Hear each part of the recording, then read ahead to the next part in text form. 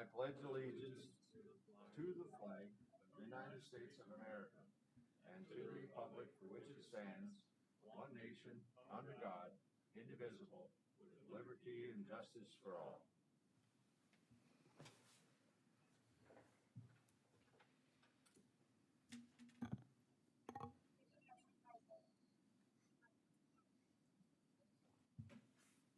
So moved, Mr. Chairman. Gillespie.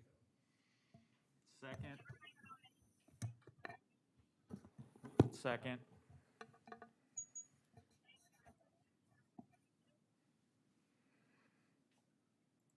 Yes. Commissioner Aaron's, Yes. Commissioner Gillespie, Yes. Commissioner Schmidt, Yes. Commissioner Landine.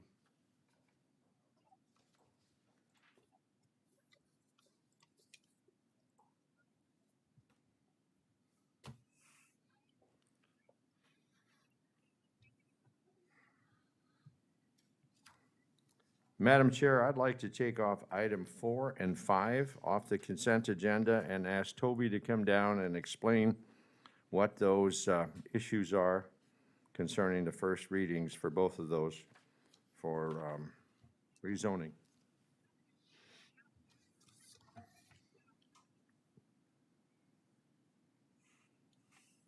Also move, Madam Chair. Second.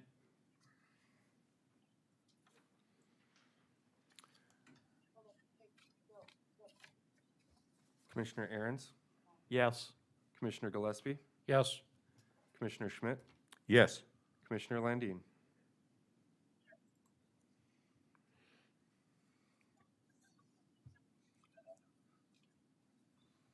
We're trying to get Toby down at the meeting right now. We're trying to contact Toby right now.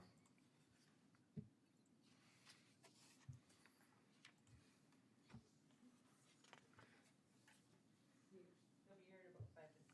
About 5 minutes, Madam Chair. Yes.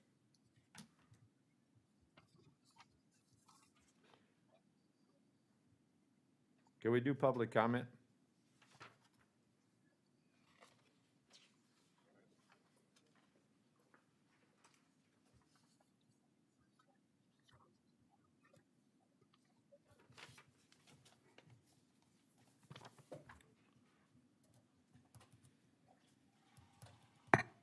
Madam Chair, I'd like to make a comment if I could. For any of you, last Saturday, the 4-H group had a craft fair at our pavilion. And for a fundraiser for 4-H, for their, hopefully they'll build a pavilion for their animal and livestock shows. Anyway, what struck me was the number of craft businesses that are out there. That whole pavilion was just full, and they had a fairly decent crowd, and I thought it was well put. And in doing so, I had stopped there once before, and what concerned me was that we have 2 young people there that are by themselves out on a highway that is well-traveled, and really with very little security. So I asked Jake to see if, when he could put in a button of some kind that would automatically activate our 911. And then, Todd, I think when that comes in, you have a camera there, can watch, but also you can notify the Lenox Police Department and the Sheriff's Department. So there is some way that these can have security other than, you know, people just walking in. So anyway, I think though that if you were there, you saw the enthusiasm that exists on the part of our 4-H kids and their leaders. So that's my comment, Madam Chair. Okay. And I have a comment, Madam Chair, too.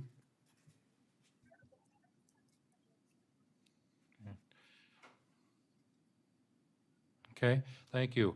I realize that we are all set for the transfer station to close down the road. I had a constituent from District 2 reach out and wanted to know if we could reverse that. I told him that we'd pretty much set it in stone, however, it could be, but he wanted to have it remain open in '21. Anyway, I wanted to do a shout out for him on that, just so you guys can hear that, and that's all I had, so.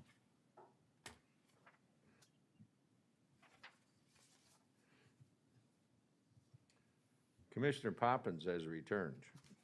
She's doing a great job. Why would you ruin the fun? Why would you ruin the fun? I asked myself the same question, but Good morning, everyone. Yes.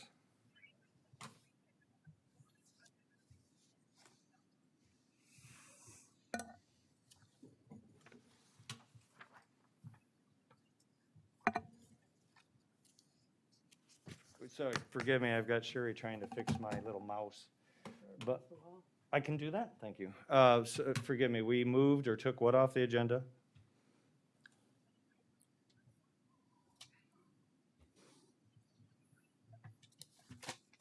Okay. So you moved to opportunity.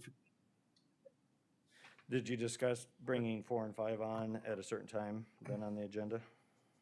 no, we just removed them for clarification.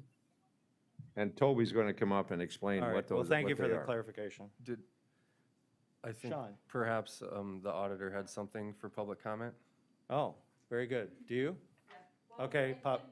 I can either do it now with the update of the COVID information or do it when I'm doing my stuff, whichever you'd like.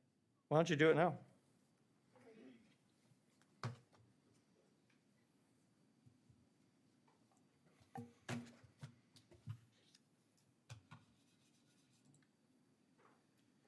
Excuse me, but public comment is for the public, staff and other things need to be on the agenda. Even if it's all right, well, thank you for the clarification.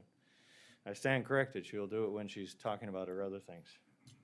With that, we end public comment and move for clarification. I believe, Toby, you're going to clarify 4 and 5? Good morning. Good morning. So these two items on the consent agenda are petitions for rezone that were at the last planning commission meeting. The first one, this is property south of Lake Elvin. It's approximately 160 acres.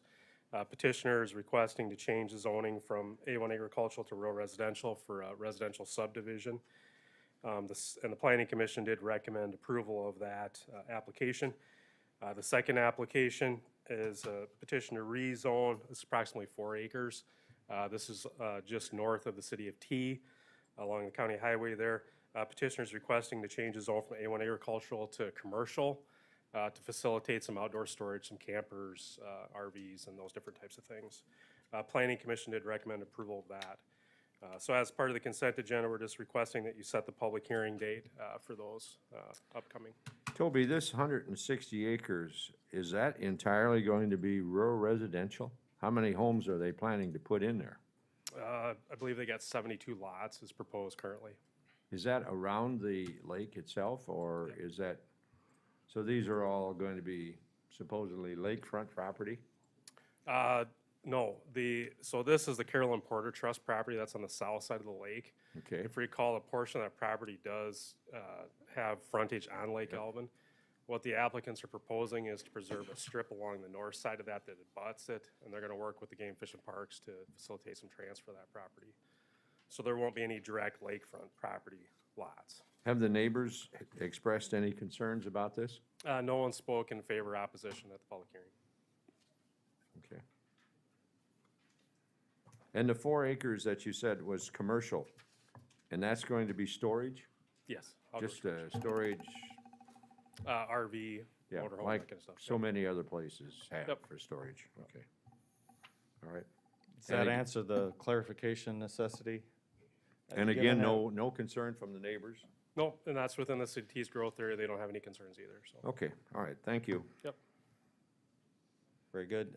Given they were taken off consent agenda, we'll need to move to approve those. I will so move back to the consent agenda and make a motion to approve them for their assigned first reading dates. Second. Motion and second. Any other questions? Sean, please call the roll. Commissioner Aaron's, Yes. Commissioner Gillespie, Yes. Commissioner Landine, Commissioner Schmidt, Yes. Commissioner Poppins. Yes.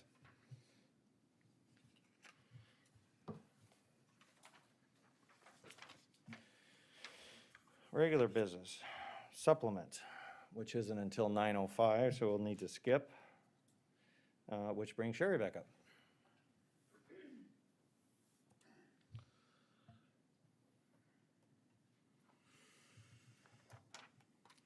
So we have two requests for minor boundary changes. One's from the Lennox School District and T School District. One's from Canton School and Harrisburg School.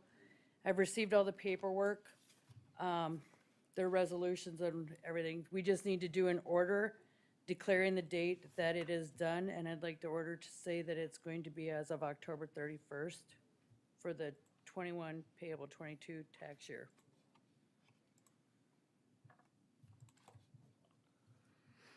So I just need motions on those individually to get that done. Mr. Chairman, so moved on that. Gillespie? Second? Motion and second for, are you doing both or one at a time? One at a time. Number, the minor boundary with Lennox and T. For the record, I will not be voting on this. Sean, please call the roll. Commissioner Aaron's, Yes. Commissioner Gillespie, Yes. Commissioner Landine, Commissioner Schmidt. Yes. Motion passes. On to B, Canton and Harrisburg. And that's the same thing, we're just, all we're doing is recording the date of it to be effective. The date of effective is October 31st with the 21 payable 22 tax year. So moved, Mr. Chairman, on the boundary change for Canton and Harrisburg. Is there a second? Second. Motion and seconded. Sean? Commissioner Aaron's, Yes. Commissioner Gillespie, Yes. Commissioner Landine, Commissioner Schmidt, Yes. Commissioner Poppins. Yes. Okay, then I do need to do contingency transfers for the election, 101-412-0411 in the amount of $22,438. And also a contingency transfer for economic assistance for $1. You've heard the request. Is there a motion to that effect? Thank you. Is there a second? Second, Gillespie? Motion and second. Any comment, questions, concerns? Sean, please call the roll. Commissioner Aaron's, Yes. Commissioner Gillespie, Yes. Commissioner Landine, Commissioner Schmidt, Yes.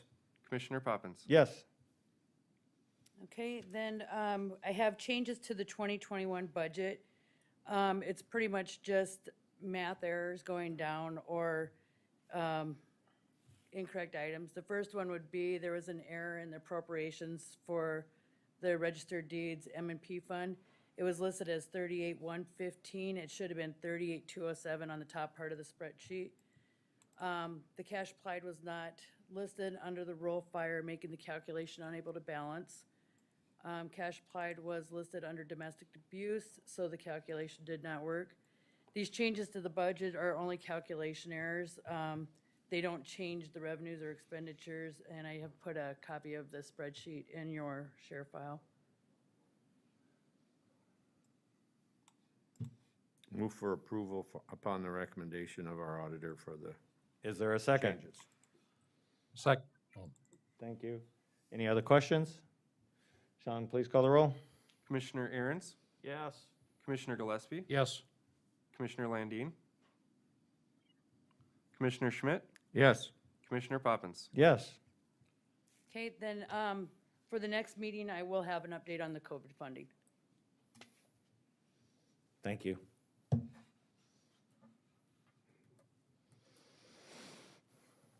Still not being 9:05, we'll continue on to number 3. Commissioner Aaron's, you've listed 3 items on here for discussion.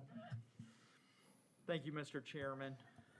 With regard to the first agenda item, update to Lincoln and Minnehaha County jail populations. Commissioner Schmidt and myself recently met with Sheriff Mills and Sheriff Swenson. Went up to meet with Sheriff Milstead, Commissioner Gene Bender, as well as the Minnehaha County Chief Deputy. We discussed potential solutions to our jail and prisoner population. I want to thank Commissioner Schmidt for setting that meeting up with Sheriff Milstead, and then Sheriff Swenson attended as well. So as a result of our meeting, we discussed potential different solutions. And before I get into those solutions, what I want to talk about is what one of the requests was from Sheriff Milstead. So one of the things that we discussed is how much runway, how much space does Minnehaha County have to house Lincoln County prisoners, as well as how long will Minnehaha County have that space. And so in order to make that determination, Sheriff Milstead asked that we dust off both the Lincoln County and Minnehaha County prisoner population studies that were done by Bill Garnos. And there was, at least on the Lincoln County side, there was unanimous consent from myself, Commissioner Schmidt, and the sheriff that we get that done, since we're the requesting party. So what we agreed to do and bring forward to this commission for approval was to have Bill Garnos do an additional study regarding Minnehaha County's jail population. So as it stands right now, Minnehaha County currently takes all of Lincoln County's prisoners. On that specific day that we did the meeting, I think there were 55 or 56 in custody. Our current agreement, contractual agreement that we have with Minnehaha County is to only take care of 45. But what the public should know, and the rest of this commission, is that Minnehaha County, in the interest of being a good neighbor, has agreed to take all of our prisoners. So we don't have to transport them to other counties and other states. And there was round agreement in the room as well that that is not a preferable solution. So essentially, and Commissioner Schmidt, of course, can add whatever comments he wants after this, but Minnehaha, and these are just preliminary discussions, just so the public knows, these are preliminary discussions, but we do have a unique opportunity here where Minnehaha County will take all of our prisoners for as long as they can. And we need to have further discussions with Minnehaha County to reduce that down to an actual written codified agreement. But it is definitely positive movement in terms of what they can do for Lincoln County for the foreseeable future. I don't want to get into too many of the details regarding the contract just because it's a contractual negotiation. But the broad outlines of the agreement are Minnehaha County will take all of our people as long as they can. And so, but before we can talk turkey and get down to business with regard to what the actual contract will say, Minnehaha County wanted the jail population study to determine how long they can do that for. So there seemed to be agreement that they could do this for several more years, but we need to do the jail study to make that, to formalize that process. So it was an extremely good meeting. There was good discussions, good talk, and it sounds like we've got a possible solution here. So what I'm going to be doing is I'll make a motion that we direct Bill Garnos to update the Lincoln and Minnehaha County jail population studies. Mr. Chairman, I will second that with a comment. All right, Mr. Schmidt, Commissioner Schmidt. Well, I would echo what Commissioner Aaron's has to say. I thought it was extremely positive that we can have an answer to our incarceration needs.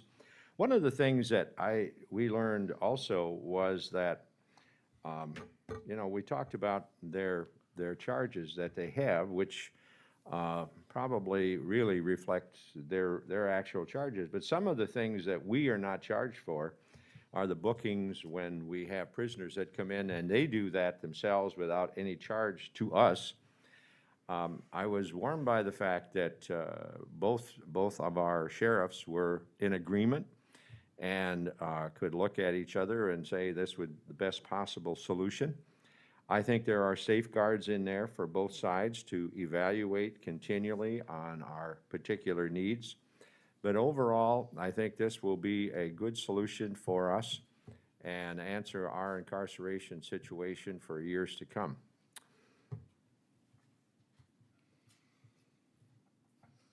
Any other commissioners have a comment?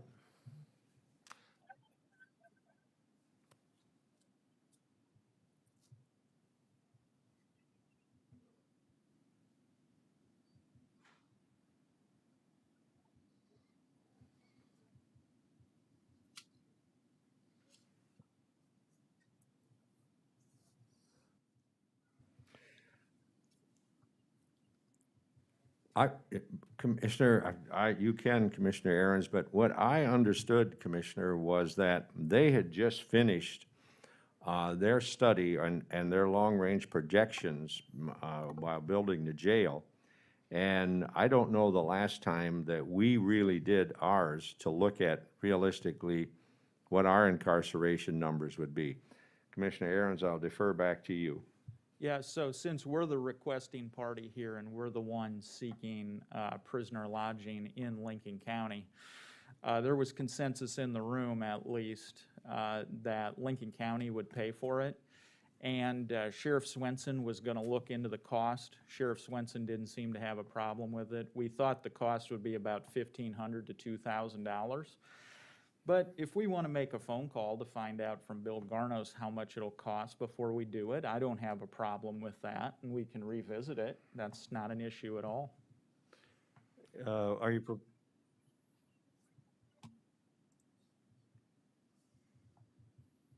is there a time, excuse me, Commissioner Ernst, Commissioner Schmidt, is there a necessity that it take place today, or could we just table this until our next meeting and maybe have that information? Absolutely, we can table it, no problem. And I'd look for a motion to table. so move, Mr. Chairman. Second. Motion is seconded. I Second. already have it. Commissioner Landine. All right, he relinquishes to Commissioner Landine. Any questions on tabling? Commissioner Gillespie? I'll just make a comment. It's not on the tabling. I just want to thank Commissioner Schmidt, Commissioner Aaron's, Commissioner Bender, Sheriff Swenson, and Sheriff Milstead for, and the other jail person that was there, I think, you mentioned him, for moving forward with a meeting and moving in a positive direction. And I just want to thank you, both of you, for taking your time to do that. So that's it. Thank you. Thank you, Commissioner. Very good. A motion is now to table. Is there any other questions on tabling? Sean, please call the roll. Question, were those, So- the previous motions were retracted, the motion and second? No, we're gonna, no, they'd have to retract, yes. Would you So- retract your previous motion? Yes. Commissioner Schmidt? Yes, yours? All right. retract the Thank you, second. Sean, for that clarification. Commissioner Aaron's, Yes. Commissioner Gillespie, Yes. Commissioner Landine, Commissioner Schmidt, Yes. Commissioner Poppins. Yes.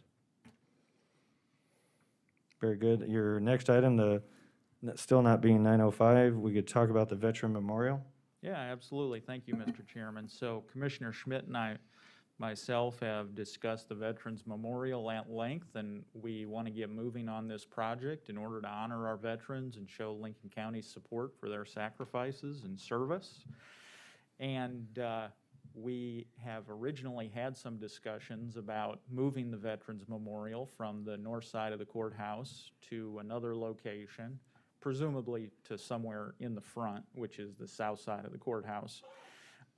We've previously got some rough estimates or quotes on that, but now it's time to formalize that, maybe to issue an RFP and/or for John Rombo to go out and get some quotes and to start moving forward with this project.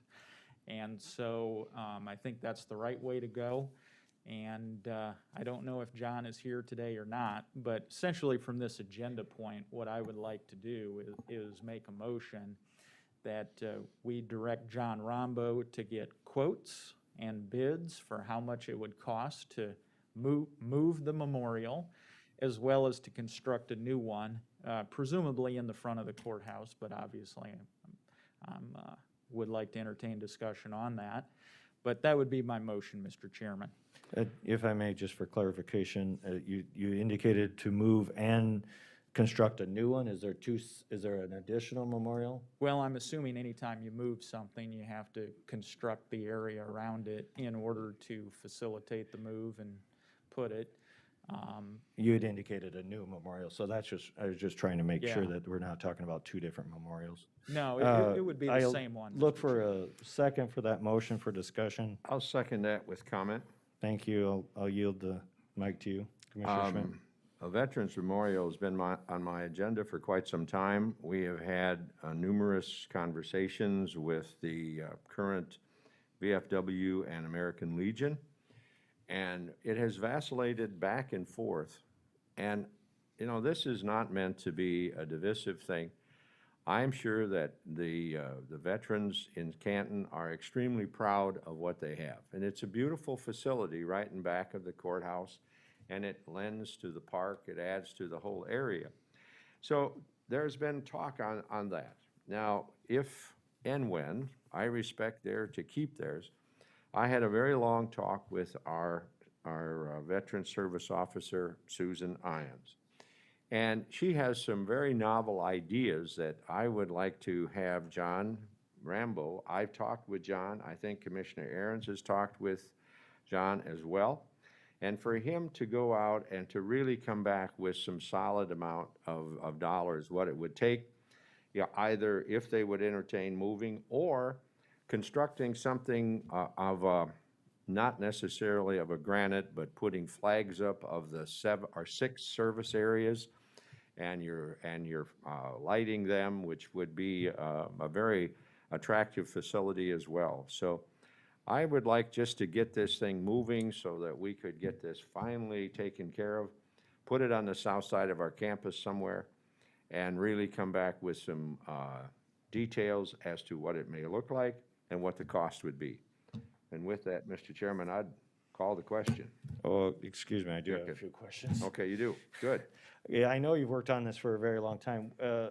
So technically, who has authority on that? It doesn't sit on our property for us to just decide to move it without, I guess, finding out who has the authority to authorize to do that. Have you looked into that yet? Well, it belongs to the VFW and the American Legion. They are the ones that put that there, and they're the ones that take care of it, and they're the ones that we have been in negotiations with to talk about the potential of moving it. And, you know, it gets complicated when you want to move these things because you got the pillars out there. Do the bricks stay? Oh, there's all kinds of things there. But those are the entities that are the owner and caretakers of that. And I think it's on Canton's property because that's part of the park, is it not? That's, yeah. So, Just that, I'm familiar with the fact that you've isn't worked on that this. true, John? Yep. You bet.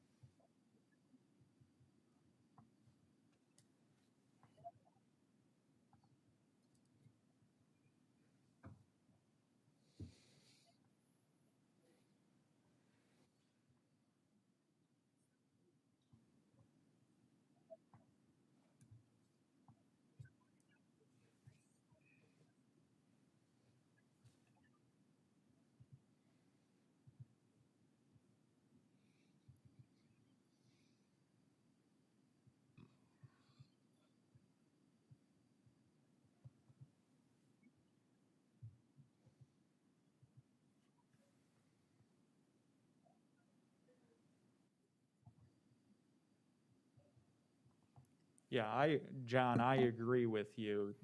What this motion, first of all, my understanding is consistent with your understanding to the following extent, that they have not yet given us the green light to move anything per se, but what we're doing here is creating the opportunity for them to say yes. We're going to look at putting this memorial, whatever that will look like, in the front of the courthouse.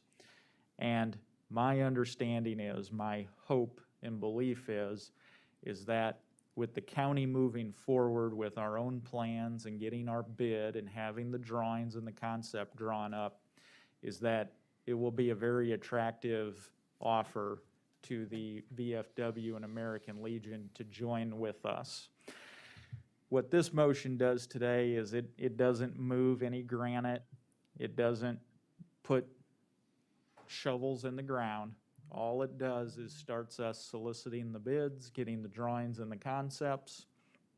And then, once we have all that, we will go to our partner stakeholder organizations like the American Legion, the VFW, et cetera, and ask them to join with us.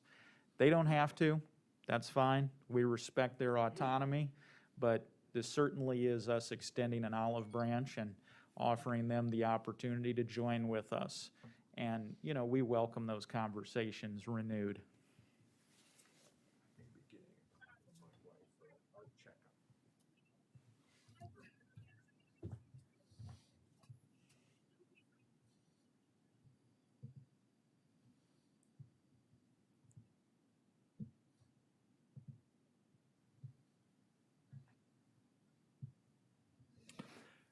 Commissioner, we had originally, when we were discussing, and as John indicated, we did have some tacit approval from both entities here in Canton to go and to move those particular granite pillars and form something right directly south of the courthouse.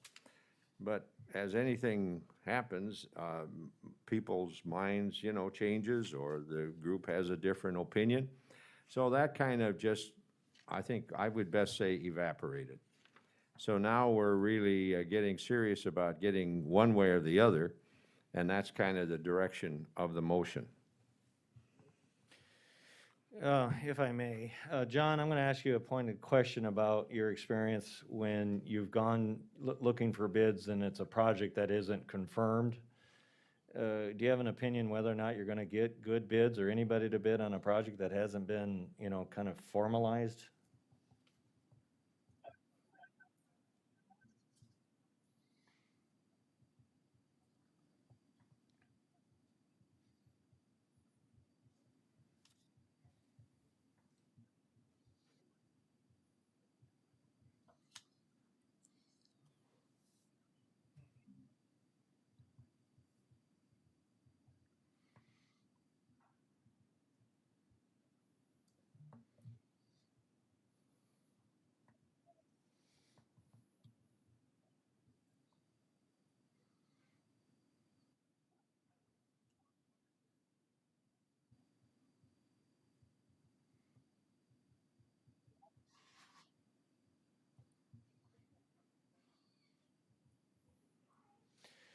That's what I was afraid of, you know, trying to get somebody to bid without all the documentation. What Commissioner Schmidt and Commissioner Aaron's, what I'd like you to, both of you to do is offer to continue to work on this and formulate a agreed upon plan, either with or without the VFW memorial being moved.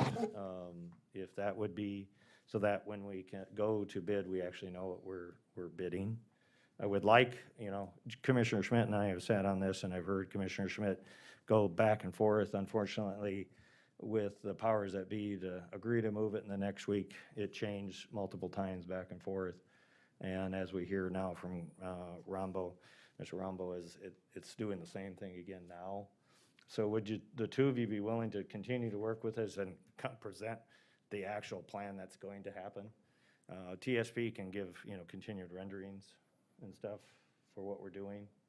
I mean, just to solicit bids, I don't know what we're, you know, truly bidding without that, so.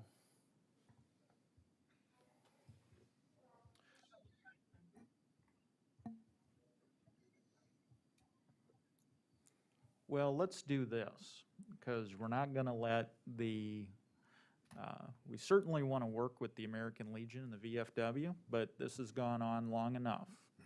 Lincoln County can show some leadership here and move forward with putting together a respectful, tasteful memorial. So I think what we can do here today, certainly willing to amend my motion to that extent, is TSP needs to produce for us. We request that they produce the renderings. We will take those renderings to the VFW and American Legion, request their participation, of course, and again, we respect their autonomy. But, you know, we'll see if they want to join with us or not. And if they don't want to join with us, we will move forward with our own. So I guess I'm willing to take those drawings that TSP created, run them past the American Legion and the VFW over the course of the next week. But, you know, we need to be prepared, and I certainly am prepared to move forward with or without them. And certainly I hope they would go forward with us. So, Yes.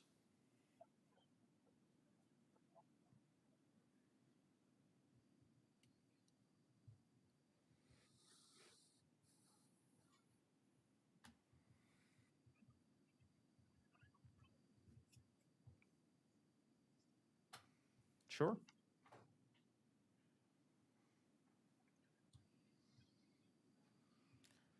Yeah, I think that's fair enough. That gives their membership an opportunity to review it and vote on it. So I think that's a reasonable way of moving forward. so would you be willing to withdraw your initial motion, and then do you have an alternative motion you want to present? Well, the alternative motion I would present is we direct John Rombo to work with TSP to give us the renderings, and then we will jointly meet, or excuse me, John, and happy to do it myself with Commissioner Schmidt. We'll show those drawings to the VFW and the American Legion and get a yay or a nay, and then after we hear back from their memberships, we can we'll know how to move forward on our front. I'll second that. Is there any other clarification at this point for the new motion? I just got a couple of comments, Mr. Chairman. Sure.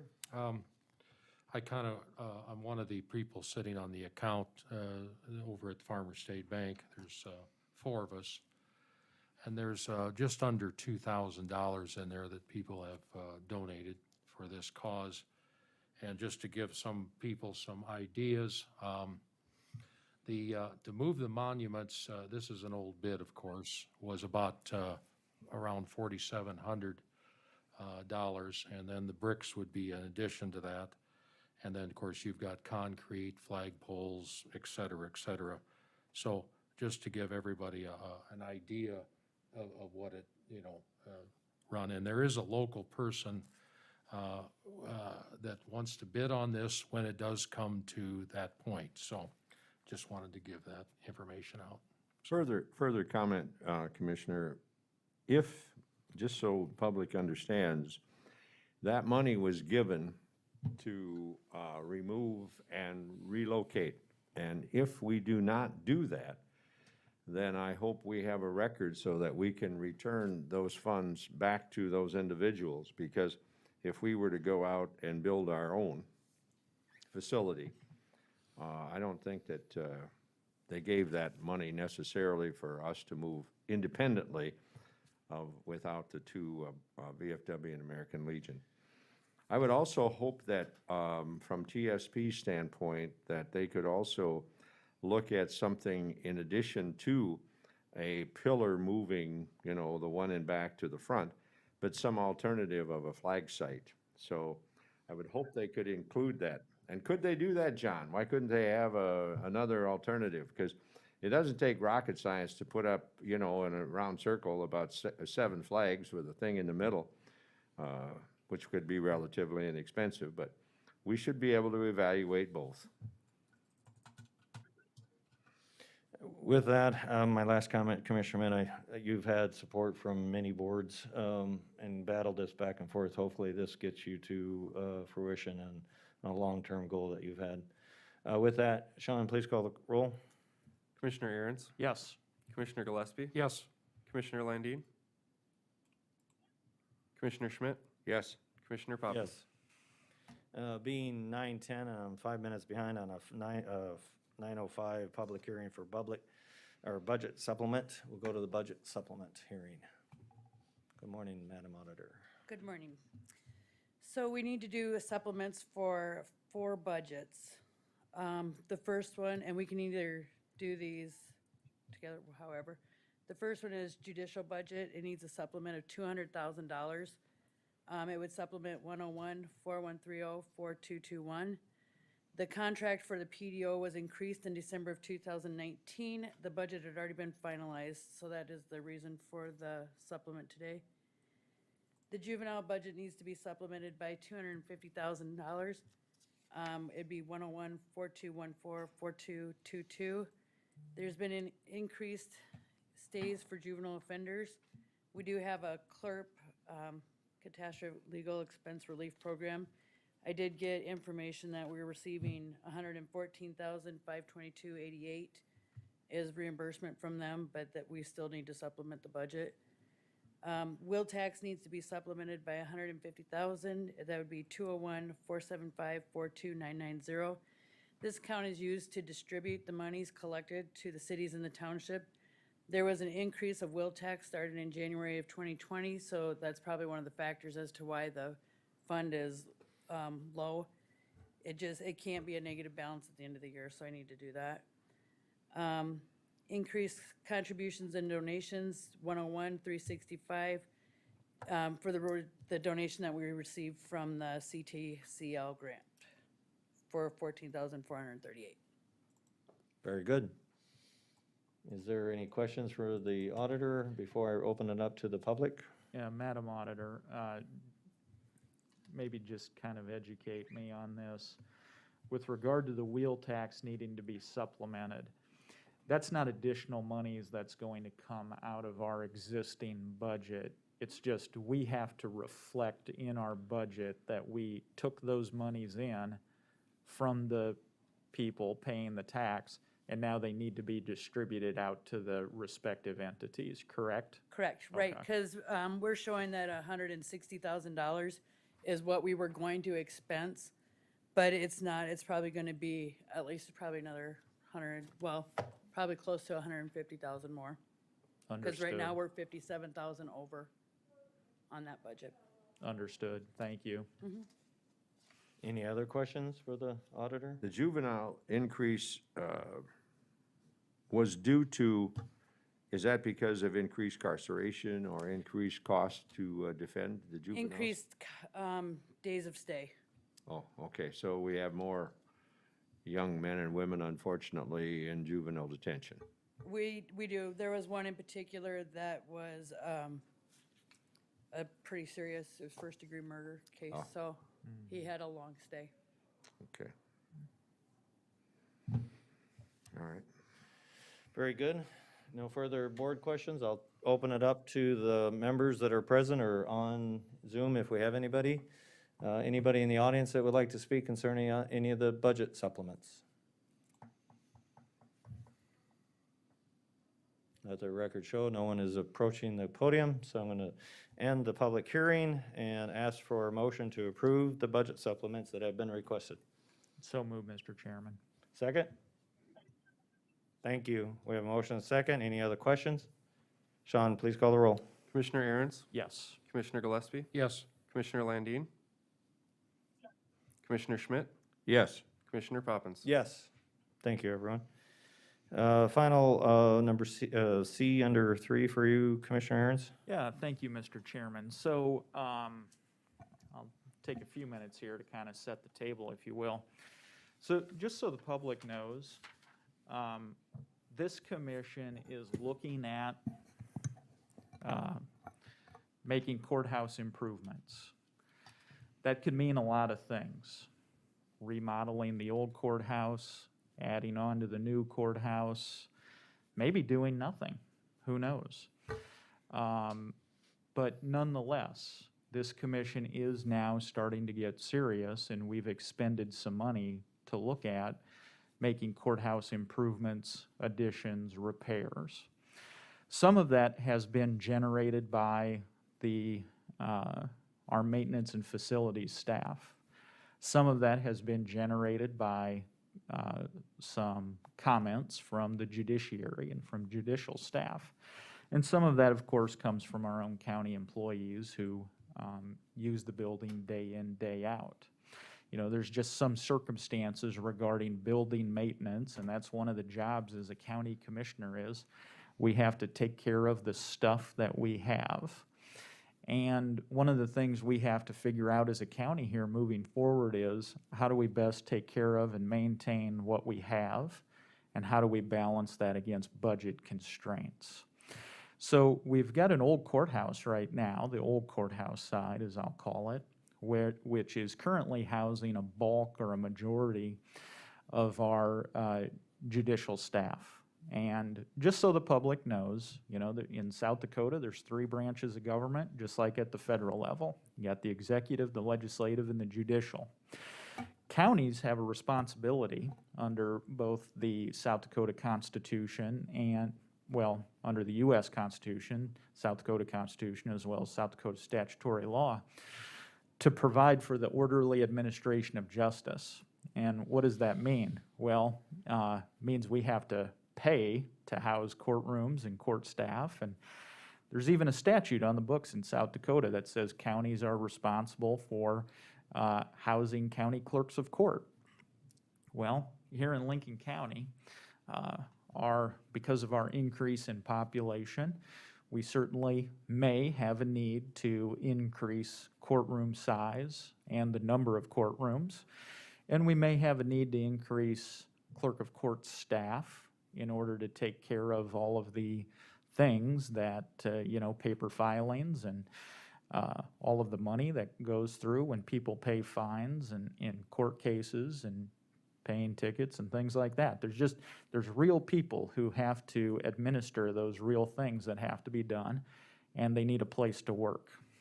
Well, here in Lincoln County, we are running out of space with regard to courtrooms in some of those places.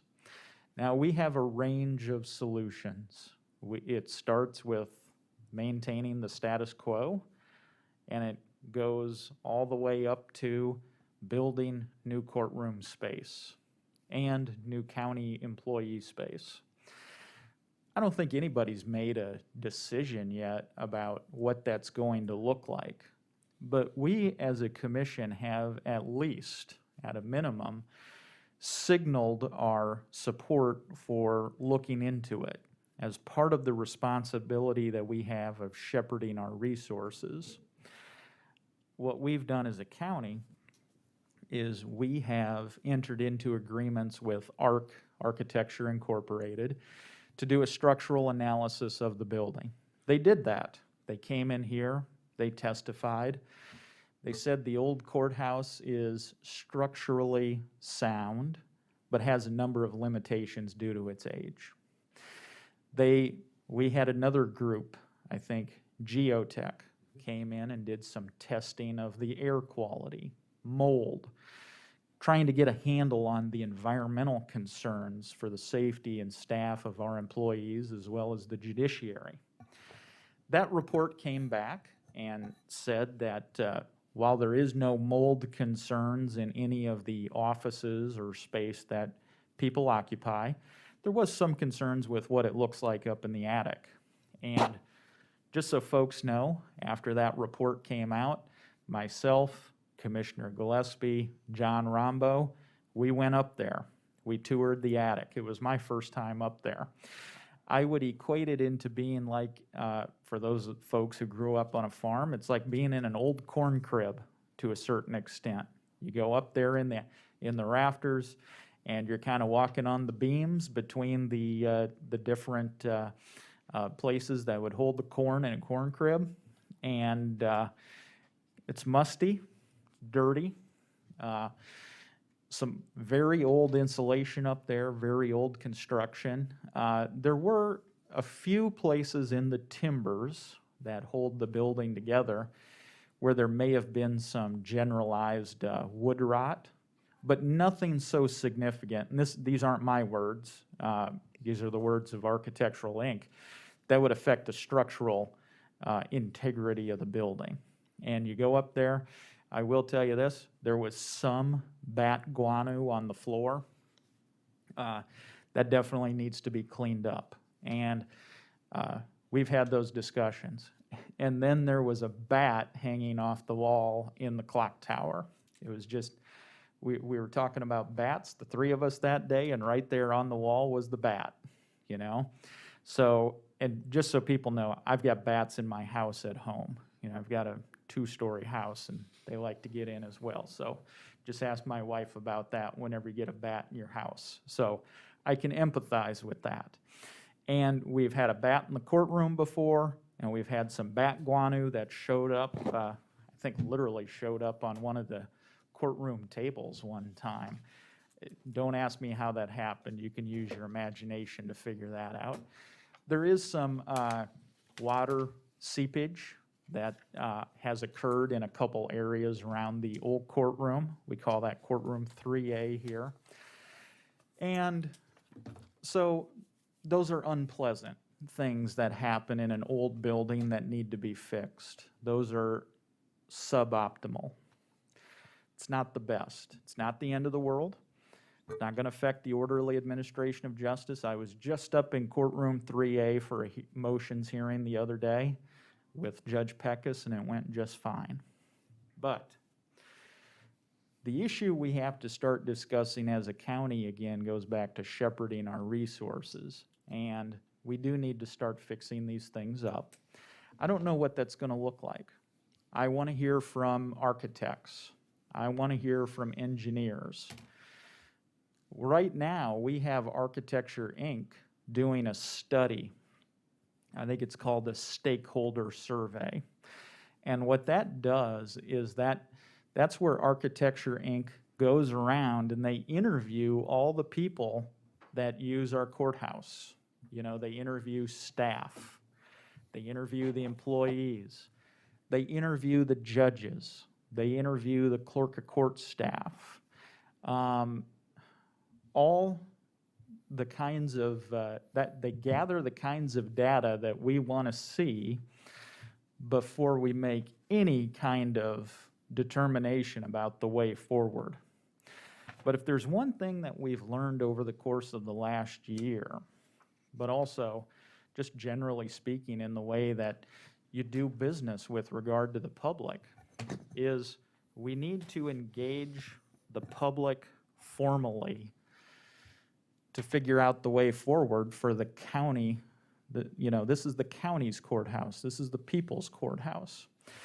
And we need to get the public engaged, informed, because when you start talking about wanting to spend millions of taxpayer dollars, people anywhere, including our own friends and neighbors, ourselves, we all own property here.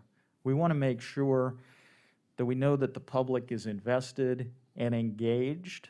And, you know, it goes back to kind of a simple civics lesson, is we derive our power from the consent of the governed. Thomas Jefferson said that, Declaration of Independence. And we want people, we want to have the public's support to engage in these projects, and we want to have that support before we make determinations and decisions, not afterwards. We don't want lawsuits. We don't want ballot campaigns if we don't have to, although that certainly is a right that people can pursue.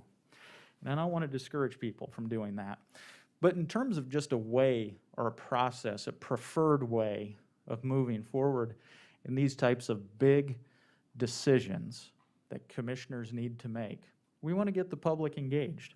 So here's my thought. And this thought isn't just coming from Commissioner Aaron's. You know, this is a process that's been used in other counties here in South Dakota, which I'm about to outline. And it's a process which has been outlined in counties all around the country. You know, this is not something I dreamt up overnight.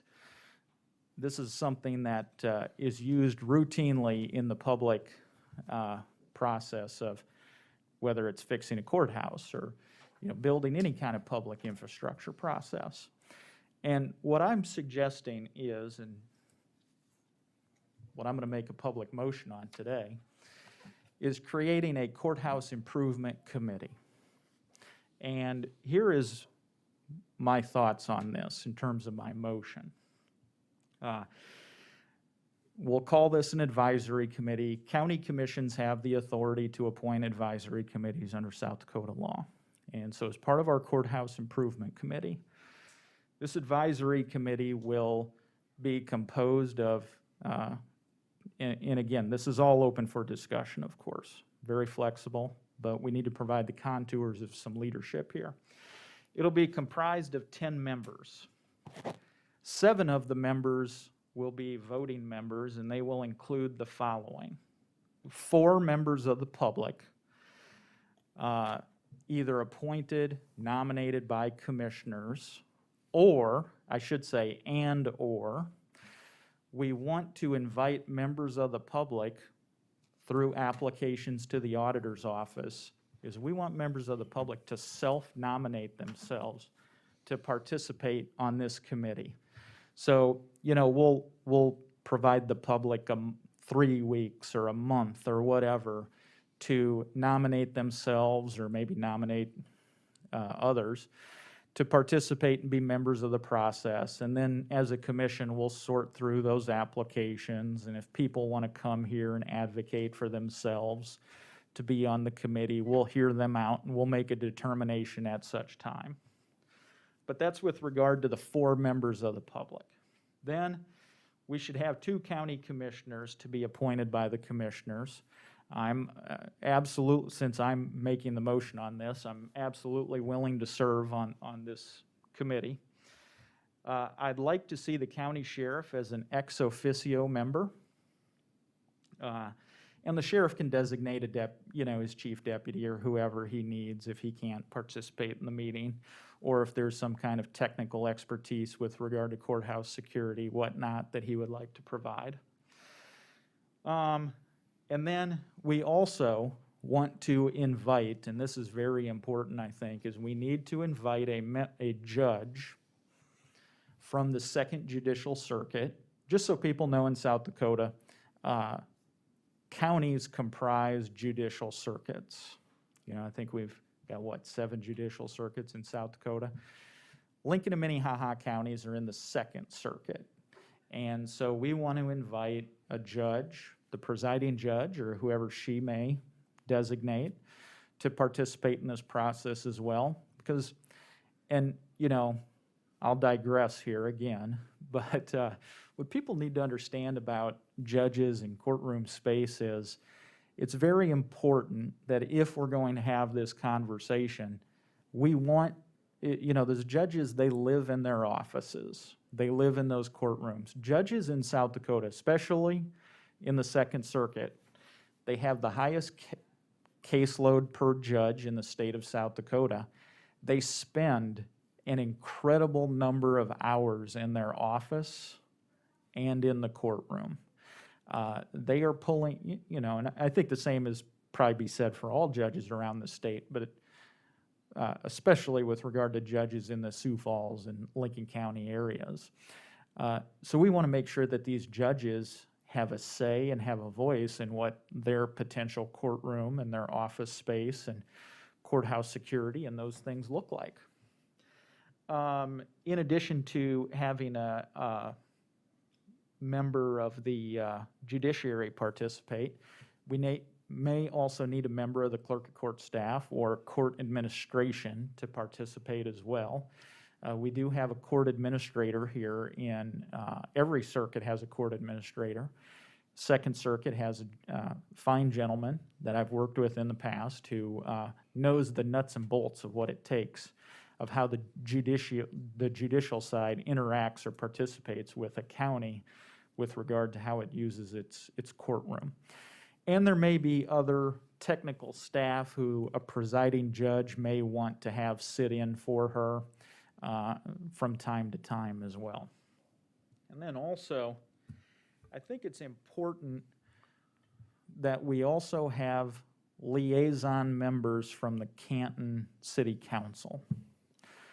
You know, I don't think that there is any, well, maybe some commissioner may want to build the courthouse somewhere other than Canton, but I haven't heard those discussions, so I'm going to assume that, you know, we're looking at Canton here and looking at the current grounds we have. And I think it's going to be very important for us to have one or two liaison members from the Canton City Council to participate as well. Any kind of courthouse expansion or remodeling affects the community. And so it's going to be important that we have those members to participate as well. And so I think that kind of explains the organizational structure. I'm certainly open to any kind of questions any members or the public may have, but I think that kind of outlines what this courthouse improvement committee would look like, how it would move forward. I think the first step is getting the committee stood up, getting the public to apply, to want to be a part of it, getting us as commissioners engaged in that process. This is not going to be an overnight process. As I'm fond of saying with court cases, they are a process, not an event. And that's the same thing here. Building a courthouse, these kinds of big public municipal projects, it's not an event, it's a process. And we have members on this commission who went through the building, the expansion of our current courthouse, and so they have experience with it. But I think our recent experience and experiences and actions that other county commissions have taken around this state and around the country for that matter would tell us we need advisory committees to help us move through this process. I was looking at my notes here and I missed this, but I also think a member of the, you know, I said 10 members. I think I may have only outlined 9. The reason I may have missed this is because I think it's also going to be important to have a member of the state's attorney's office on that committee as well. I think that's the 10th member, if I'm doing my quick math here correctly. But it's going to be important to incorporate what I call super users of the courthouse, you know, the staff, state's attorney's office, public defender's office. We need to provide equity there. There may be members of the Bar Association who want to participate as well, and or other courthouse staff. John Rombo obviously should be a member of that. So those are all the kinds of people we want to pull together for this. I see this committee meet, so that's kind of the organizational structure. And then in terms of what this committee will actually do, what I see them doing is meeting on regular occasions, having the ARC Inc. or whoever the vendor is meeting with them. I see them taking some testimony from the public. You know, for example, there may be members of the public who say, we need more disabled parking spots. Or there may be somebody who says, I can't access the elevator correctly. Maybe there's somebody who says, you need to find a new way to do security so that general members of the public can come into the courthouse without having to go through a metal detector to do regular public business. But then when you go into the judicial side, that's where you should have security. There's the public is an invaluable asset who can point some of these things out from the standpoint of being an occasional user that maybe what I call the super users overlook. You know, so super users get in with a key card. Super users enter through special doors. So there may be some things that the public is going to see that heavy users won't. But we want to get all of those viewpoints accounted for. We want this committee to meet in public. They won't have executive sessions. The general public can attend those meetings. Those meetings will be live streamed using the system here. All of those things. It allows the public to be able to participate. And the public may come in, and you may get some people in the public who say, don't do anything. Some people may say, put a Band-Aid on that thing. And somebody may come in and say, tear the whole thing down and build a new one. I'm sure you'll have lots of opinions, some more informed than others. But we want those opinions because we want to know what the public is thinking before we engage in repairing, fixing, expanding the People's Courthouse. And we can further flush out after we get the membership of that committee set, because I don't want to sit here as a commissioner and say, okay, you 10 members,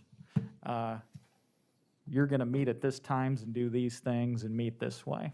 They're all going to be voted. 7 of them or 8 of them will be voting members. They all have schedules and lives as well, but we're going to give them a general direction. We're going to give them a tasking. We want them to come back at us with a report with their findings, what they figured out. They may create maybe some members will be split. They can create a majority report. Maybe they'll create a minority report. Maybe we'll get 2 or 3 reports from this public commission. But the most important thing is we want their report. And we have to stand this committee up in order to do this.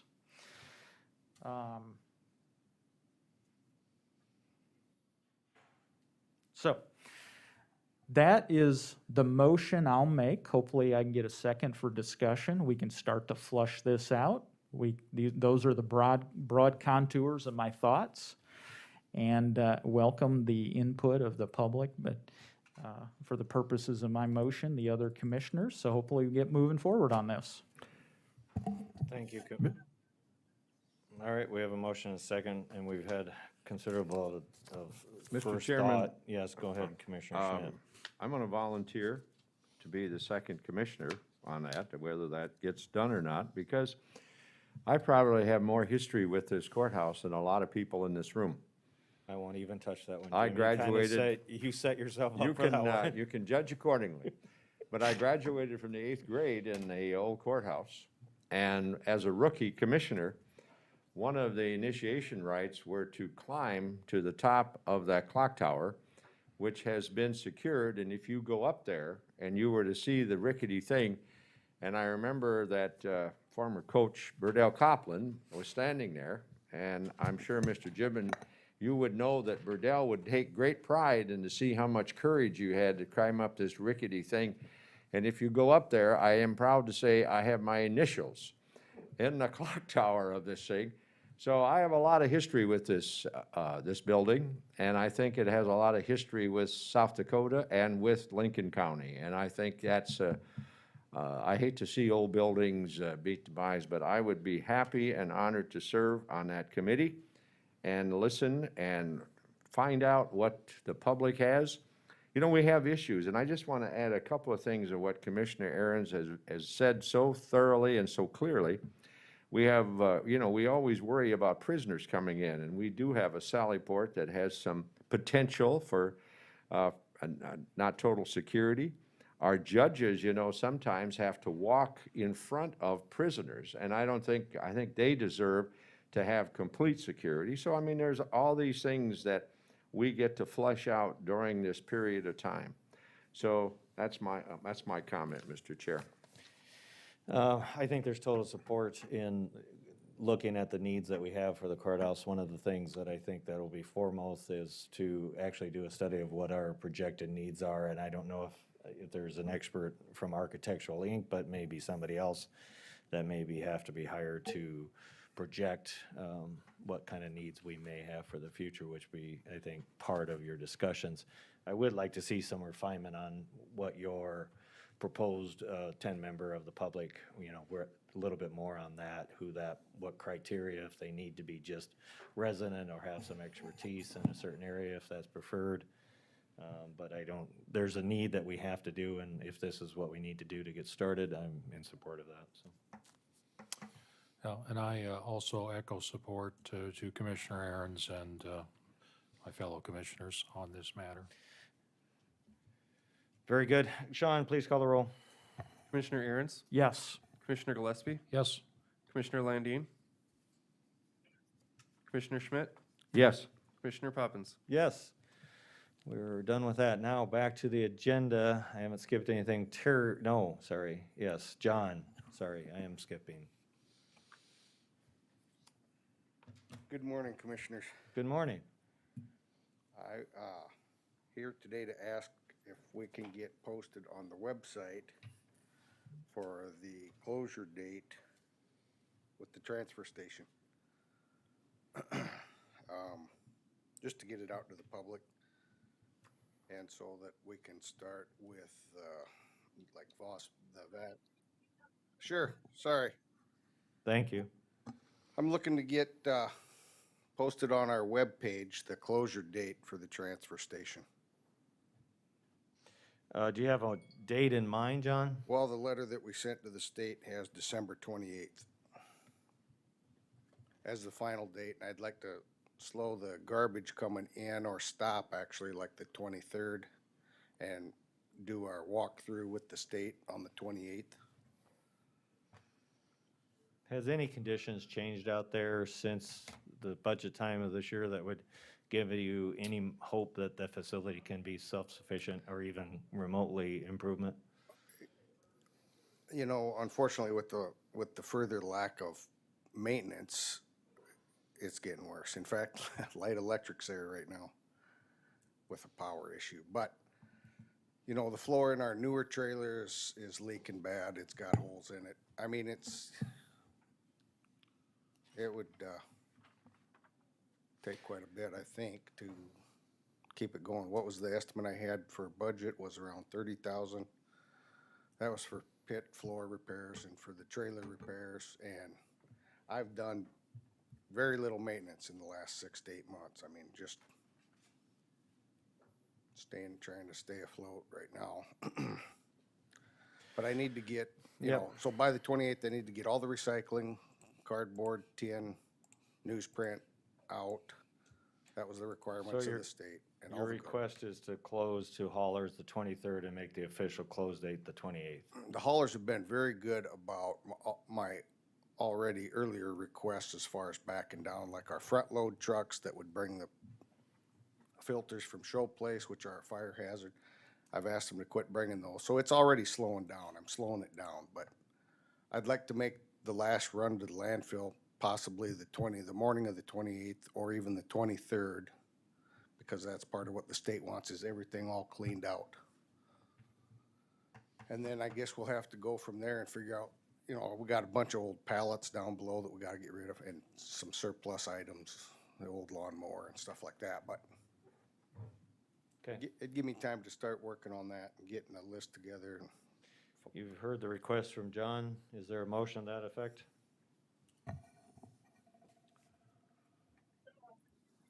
There's a motion. Is there a second? Second. Thank you. Thank you. Any questions, comments, concerns? I spoke earlier on this, of course, from one of my constituents, but it's kind of sad to see it go, but we are in the 11th hour, John, on the repairs and things like that. And it's served, well, what, Jim, 40 years over there, I believe? Yep. So, is that right, John? July 1st, 1980.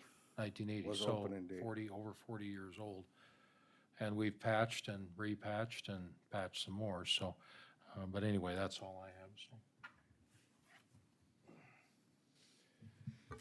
Sean, please call the roll.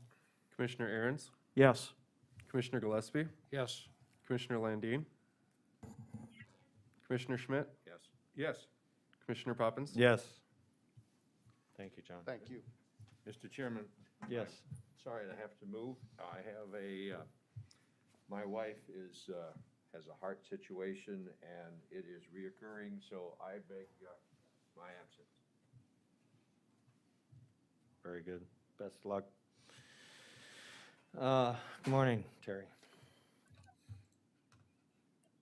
Yes.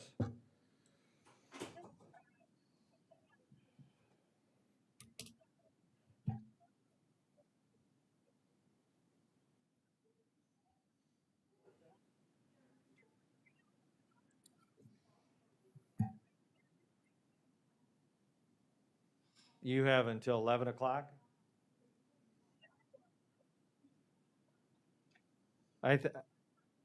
I'll watch that. Right now, we're at 9:45. I think we'll be fine, but I'll watch that to make sure. All right, Terry? Thank you. Morning, Commissioners. I'm here to present 2020 here this year. We had bridge inspections were done. In your sheriff file, you should have the 2020 load summary for the inspection reports. I just want to touch on these briefly with you. Like I said, you'll have these in your sheriff file, but anything that's green, these are structures that have gone up in weight restriction or less in weight restriction or to legal. The center column is what it was, and the far right column is the 2020 after 2020's inspection. Just FYI, these two green ones right here, these are the structures on 105 over there. I do want to bring to your attention the one right below that, 020, 0201. That structure, we're having some issues with that, and we're going to need to do a hopefully a preservation on that here.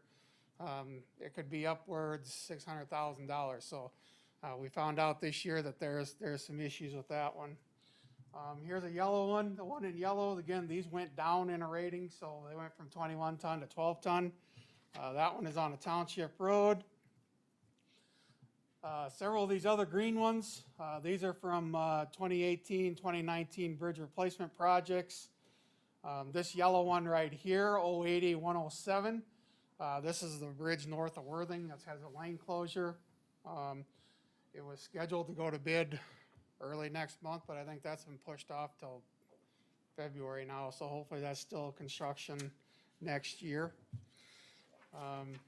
Again, the rest of the list, we have a couple yellow ones.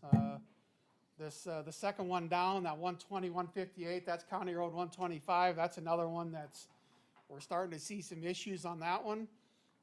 And again, these ones that we're having issues with, they are on the 5-year plan. These were part of the 5-year plan that I did back in September with you. 148,050, that's Lake Alvin Bridge. Again, we're hoping to do a grant on that one, hopefully building in 23. And then we have a couple more here. These were replacement projects. The one right there, 180,069, listed as 5 ton.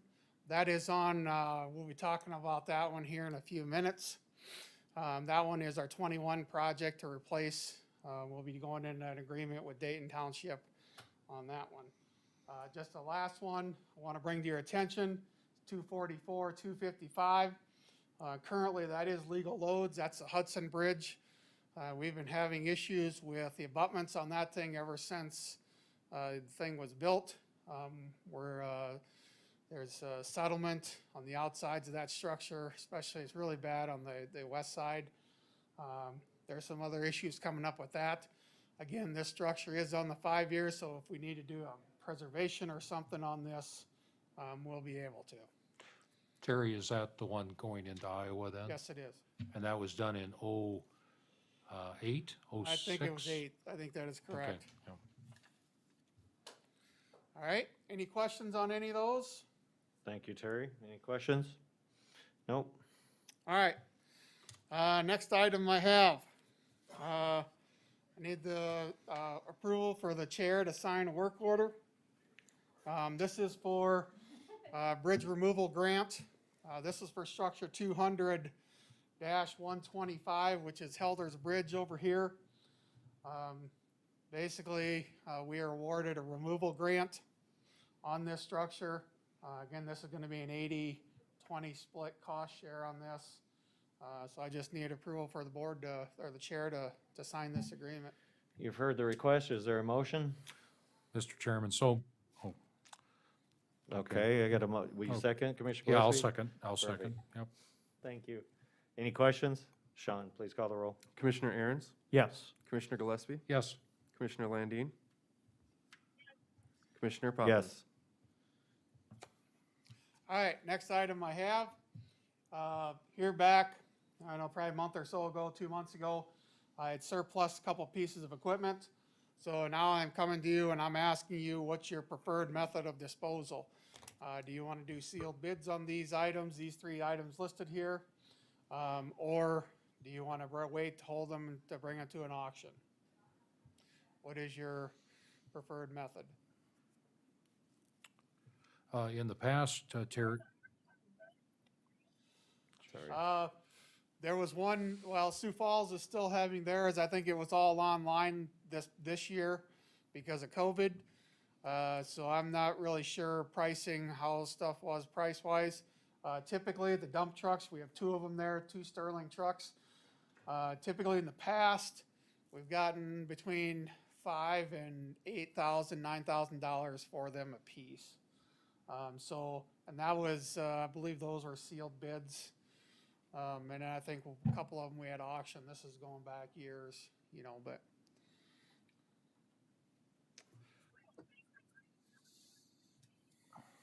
The dump trucks, I think the dump trucks are probably top dollar. It's probably 10 grand a piece. I would be surprised if somebody's gonna pay more than that, but. As far as that other piece of equipment there, that is a 1983, it's an International Huff. It's like a tracked loader. It's a really old thing. It's got steel tracks on it. Again, that's another thing that we got rid of. It's just outlived its usefulness for us with the track skid loaders that we have now, so. we've done, Doesn't matter to me. I'm good either way. oh, man. Like I said, I guess if we're gonna do sealed bids, then we'll have to do appraisal. Let's get together a couple commissioners and we'll have to do appraisal on these items. I'll yield to Commissioner Gillespie. Commissioner Landine, seems like sealed bids have worked fairly well in the past. That's just my suggestion. I'm not hung on that, but that has worked fairly well. Half again. What are the fees, Terry, to haul it up there? Do you know? To Sioux Falls, I don't know. I'd have to look on that. I don't know if Sherry remembers what they charge. I don't. But it's not till August. Yeah, it won't be till Oh. August of 21. All right, with that, I'd ask for a motion, I think, to dispose of this quicker than that. So if the only option then would be to select bids. Is there a motion to that effect by anyone? there- Second, Mr. Chairman. Thank you. Any questions on that? Are we gonna appoint the appraisal committee with this motion as well? No, we'll need to do a separate motion. Okay. Are you including the dirt with those items then too, Terry, or what do you want to do? That'll be a separate item. Okay, so it's the 3 items.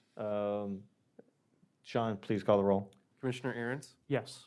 Commissioner Gillespie, Yes, Commissioner Landine, Commissioner Poppins. Yes, Terry, do you have 3 recommendations for someone to appraise this equipment by chance? Do we need a couple board members? Yeah, And then typically you get them because it's the easiest to finagle them into it, so. So, yeah, Happy to do so. okay. We have 1 volunteer. Is there another volunteer on the board? I I'll have take- second one. I'll take I'll do it. All right, there's our 3. I move to those effect. Is there a I'll- motion? So moved, Mr. Chairman. Second, Motion seconded. Do you have the 3 names, Sean? Very good. Any questions, Commissioner Landine? Please call the roll. Commissioner Aaron's, Yes. Commissioner Gillespie, yes, Commissioner Landine, Commissioner Poppins. Yes. Next item I have is the disposal of excess dirt from a ditch clean project. Here about 2-3 weeks ago, we surplus this dirt. It's about 1,150 ton roughly. I don't know what your preferred method is, if you want somebody to do sealed bids, or if you just want it first come, first serve, come get it. You load it, you take it out of there. This is located just outside of T, on the west side of T, so. I would, given that I've donated the space for this to sit, I really don't want to see it as a drug out thing where it's first come, first serve, Okay. and if you're gonna, I would recommend either do a bid on it or just dispose of it one way or the other, because Terry, of the quality, it's silt, that kind of stuff, so, and I do want to make sure that they're coming in a timely manner if it does go to bid, so. I, again, won't be voting on it, so it'll be the three of you needing to vote on this. so. Yeah, I was just gonna ask, Mr. Chairman, is it fill dirt of any quality that has that value, or is it just it was- silt? It was a lot of silty stuff, kind of mucky. There's a bunch of cattails in it. I don't know, I suppose it has a worth to somebody. I mean, I think if you leave it set for 3-4 years, let it die on No. somebody. No. Not on his property, but anywhere else, yeah. Nice try though, Terry. I wasn't meaning to leave it there. So is there, desires? What do you think the value of it is, Terry? I have no idea what filled dirt. I don't know, a couple bucks a ton. I don't know. Good fill dirt is like $5 to $7 a cubic yard, Yeah. so probably not that. I mean, somebody might pay it. I mean, it's like I said, it's about 1,100 ton. I mean, I don't. The only thing that I do request is that the conditions have to be right for whoever comes out. If it's soft, given it's in a pasture, I don't want to have ruts out there is my only caveat to it, that it has to be of a certain time frame to get them out there, so. I'm open to anything. It doesn't, couple bucks a yard?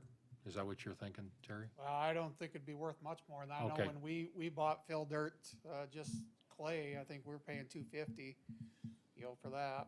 I mean, it's probably, I don't, like I said, maybe up in that area, it might be worth something more to somebody up there. But they gotta come and get it, load it, et cetera, so. So sealed bids? Is that what I'm hearing? Yeah, that would be fine with me. Okay. It just, I want the contract to be written. Yeah. That I do have some say on when they come to get it, if the conditions aren't right, so. Yeah, of But thank course. you. Yeah. We don't Whether- want anybody ripping up anybody's yard. Nope, well, it's not a yard, but that's all right. Some would consider a pasture yard, but not yet. Terry, I think if you can work with Bill and get a contract to go to, I'm gonna ask for a motion to go to seal bid on that. Is there a motion to that effect? So moved, Mr. Chairman. Oh, jeez. Commissioner God, Landine, this- I have a motion. Would you Yeah. be willing to second? Thank you. Any questions on that? Sean, please call the roll. Commissioner Aaron's, Yes? Commissioner Gillespie, Yes, Commissioner Landine, Commissioner Poppins. Yes. Was that a conflict? I'll have to retract that. I may, given it's on mine. Thank you. Next item I have for you is permission for approval for the chair to sign an agreement. It's a joint powers agreement with Dayton Township. As I said earlier, that our 21 bridge project, we will be replacing a structure in Dayton Township on a township road. This is one of the structures that was close to closing, and the township deems that necessary for their travel in that area. So they're willing to go into an agreement with us to pay for this structure, 20% us, 80% us, 20% them, up to $100,000. So You've heard the request or explanation. Is there a motion to that effect? So moved. second. Any questions on it? Sean, please call the roll. Commissioner Aaron's, Yes. Commissioner Gillespie, Yes, Commissioner Landine, Commissioner Poppins. Yes. last item I have for you, it's not, I don't need approval or anything, but I just wanted to let you know. We have that asphalt paver, I think it's like a 2002 or 3 model. We're gonna have some significant work done to that thing this year. A lot of repairs need to be done. We gotta replace drag chains, the flight chains and the plates on it, a whole bunch of bearings while we're in there. And the cost estimate we got for that is $68,000. So, but again, doing these repairs and updates on this, should take us out another 8 years, 10 years, hopefully. So in other words, you're just letting us know, so when that So when that. claim comes through, we don't fall off the floor. That is correct. All Like I right. said, it could be upwards of 70,000, so. Any questions on that? Thanks, Terry. All right, thank you. Morning, Julia.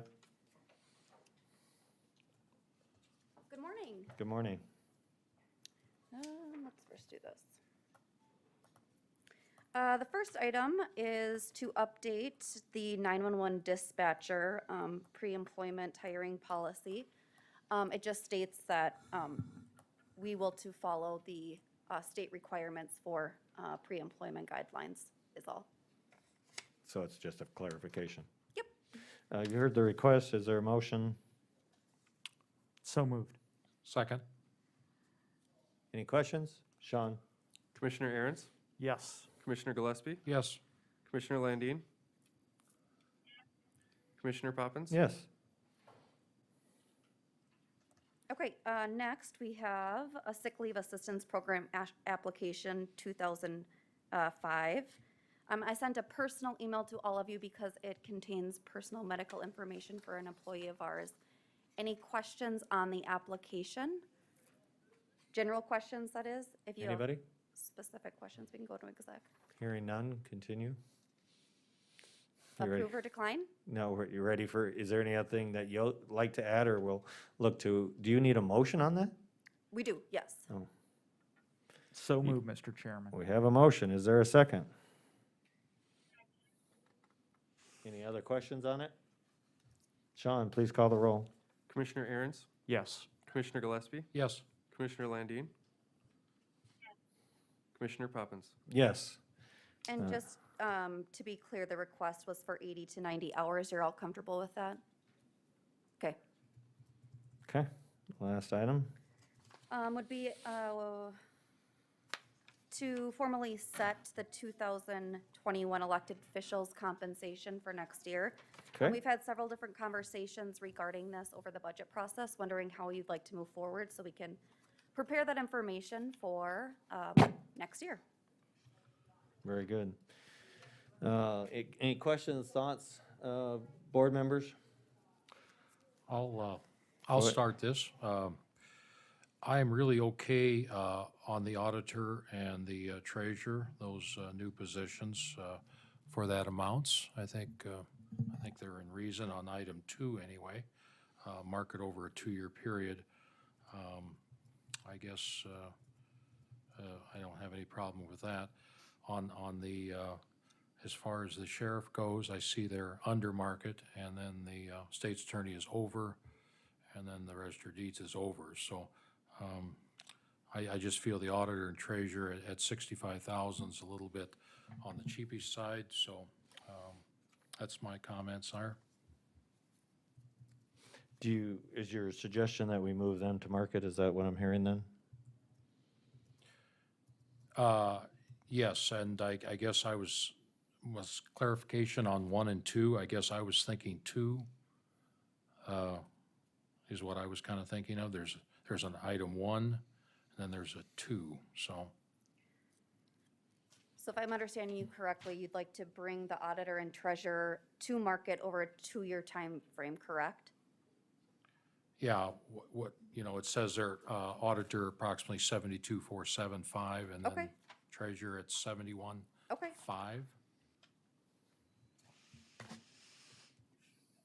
Yes.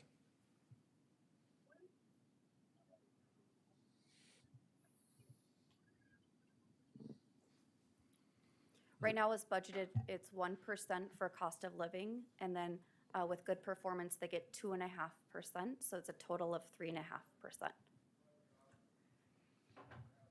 Did you hear that? Yep.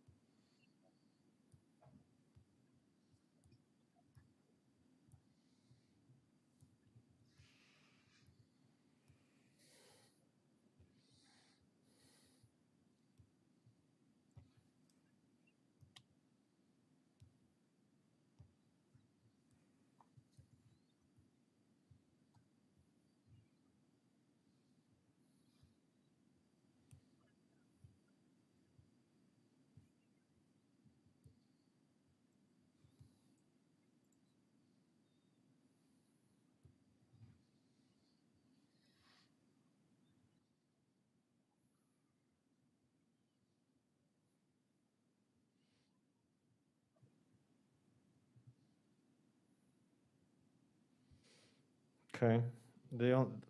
Commissioner Gillespie, I'm trying to formulate an idea of Yeah. why I would go over 2 years to do it. It's either they should be at market or they should be at the value in which we hired them at and give them a 3.5% raise.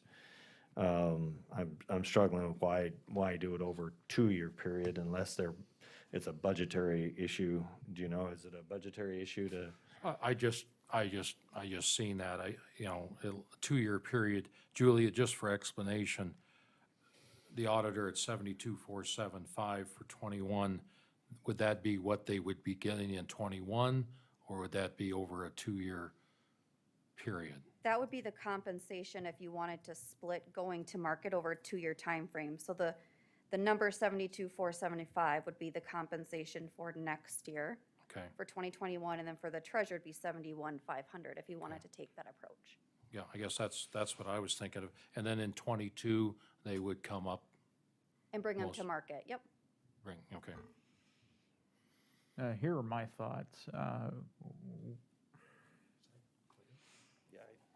I think generally speaking, there's a public service component to being a public servant. And so when you run for office, you know what the position is when you get in there. I did get an email from the state's attorney this morning in which he did ask for cost of living increase.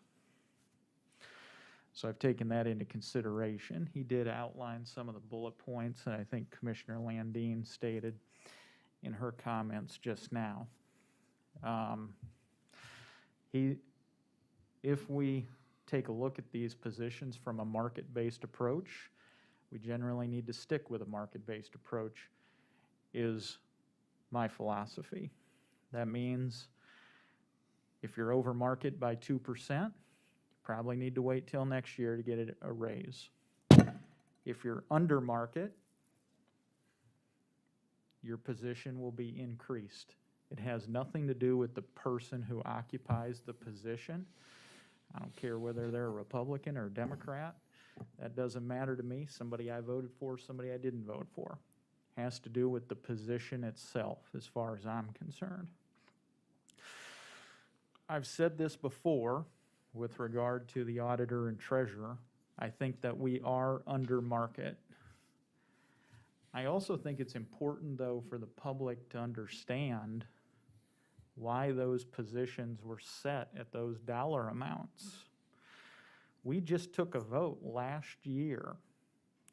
earlier this year, when we confirmed the auditor that she was going to start at $65,000.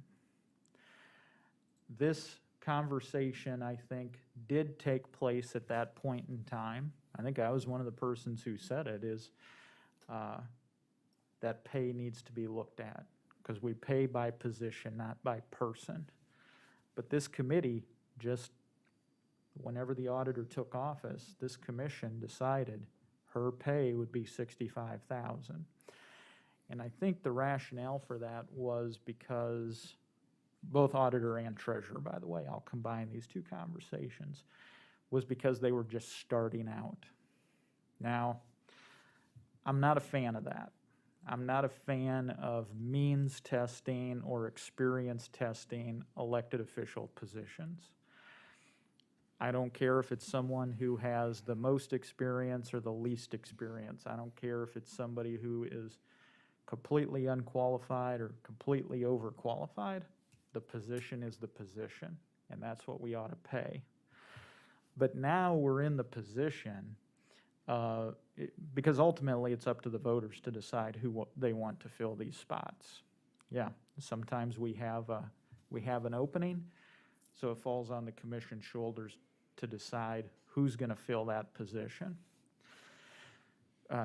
With that said, the auditor and treasurer's positions in this county are below market, and we need to bring them up. I'm not going to sit here today, though, and argue over who chose what ruler or what yardstick to use to do the measuring.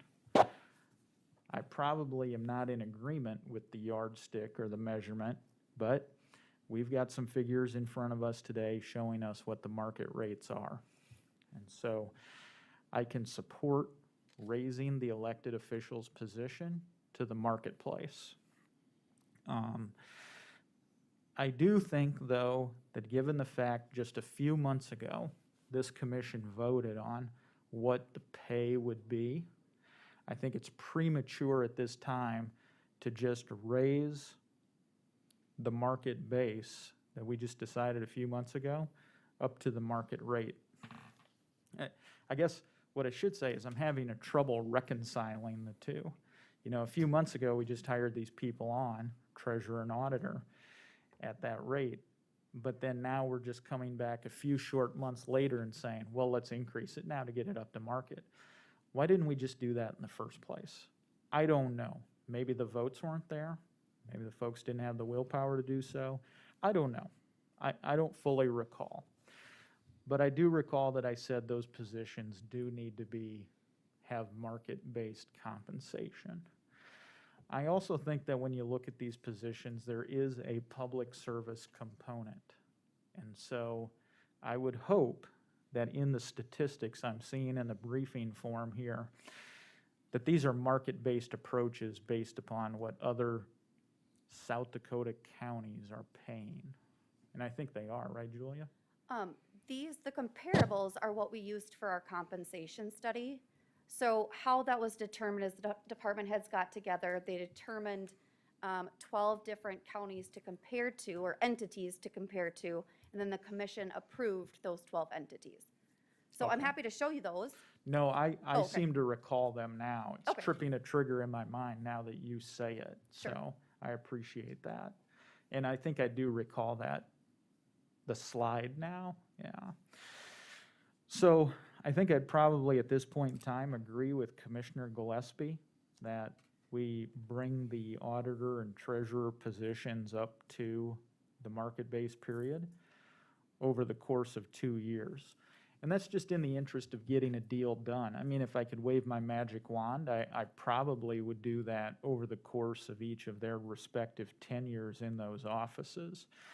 I mean, you get into this issue with the public, you know, they see somebody getting into the office and then they see the raises coming in and then they ask questions. Very difficult to explain to the general public. And general public pays the bills here, so they have legitimate concerns. But I will say that I support getting people up to market, and but at the same time, there is a public service component. So this whole thing of saying, well, so-and-so does more work or whatever, there's a public service component. And when somebody submits nominating petitions and wants to be on the ballot, they walk into that office knowing that, you know, their pay isn't based on merit necessarily. You know, that's not how the public sector works. It's based upon a vote by this commission in this instance. If you're a state employee or state elected official, works based on state law. So I do think a market-based approach, though, is a fair, equitable way of setting public salaries or salaries for public elected officials. So I'd probably, will support Commissioner Gillespie's idea of bringing folks to market over, at least the auditor and treasurer, up to market over a 2-year period. Commissioner Landine, any thoughts?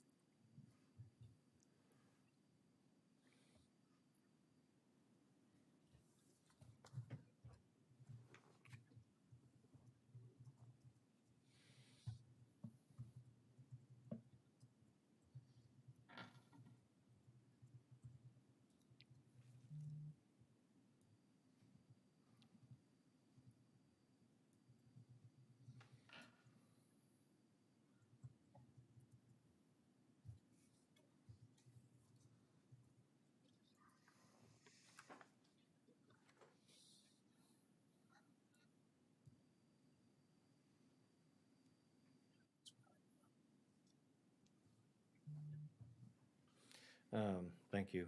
Julia, a couple of things I'd like to clarify for everyone. We did a market evaluation, and there were several non-elected officials that were found to be considerably under market.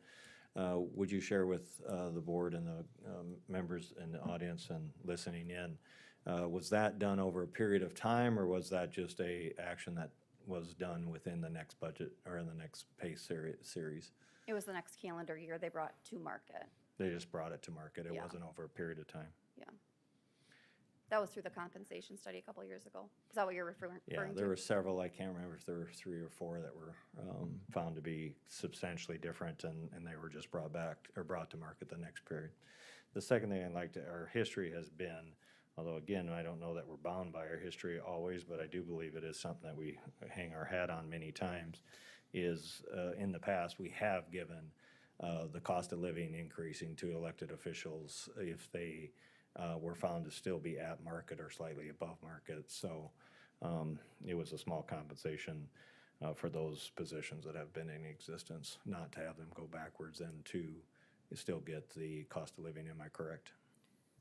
Is there any year where we didn't give an elected official the cost of living increase, even if they were? The commission, yes. The Others, commission, I'm no. excluding the commission. I'm talking about the other elected officials. So to answer your question, I'm just going to tweak it a little bit. Typically, if somebody is over market these positions, the commission has been supportive to give those individuals whatever staff is getting. So in this case, it would be the 3.5%. That has been our history. All Right, yeah. All right, just for clarification. Yes.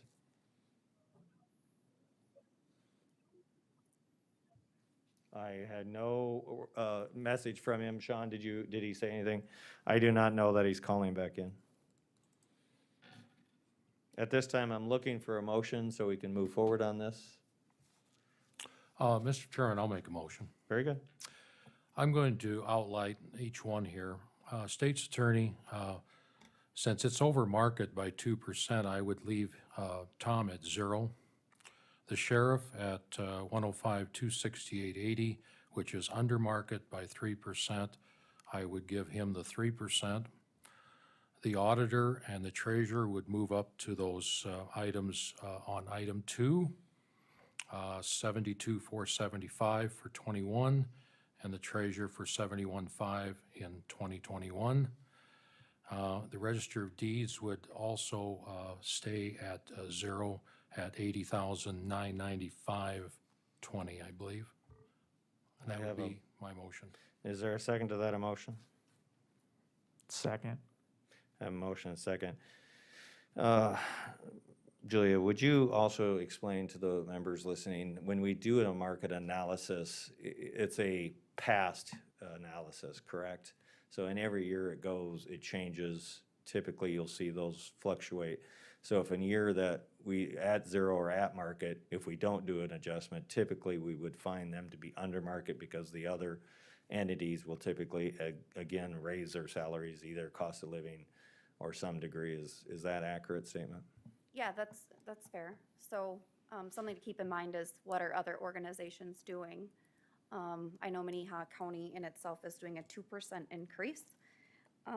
Also, something else to make note of is that all elected officials have budgeted for at least 2% in their budgets currently. So Okay. it's already built in. Any other thoughts, questions, concerns? Sean, please call the roll. Commissioner Aaron's, Yes. Commissioner Gillespie, Yes. Commissioner Landine, Commissioner Poppins. No, motion fails. Is there alternative motion?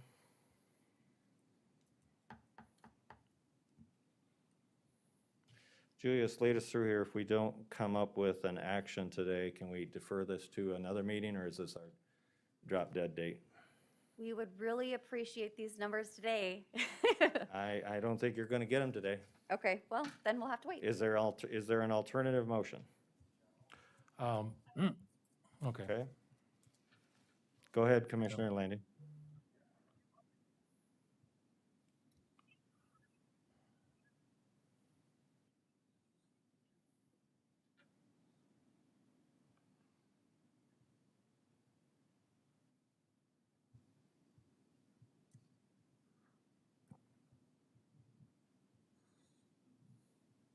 All right, is there a second to that effect? Due to lack of second, that motion fails. Is there a third motion? I'll make a third motion. All right. Mr. Chairman. I will bring the state's attorneys up 1%. He's under market by 2% now. And then the register of deeds would remain 0, and then the sheriff would get a 3%, as I stated before in my first motion. And then, of course, the auditor and treasurer would be at that option 2 on the bottom of the page. All right, is there a second to that motion? Second. Is there any discussion on that motion? Sean, please call the roll. Commissioner Aaron's, Yes. Commissioner Gillespie, Yes. Commissioner Landine,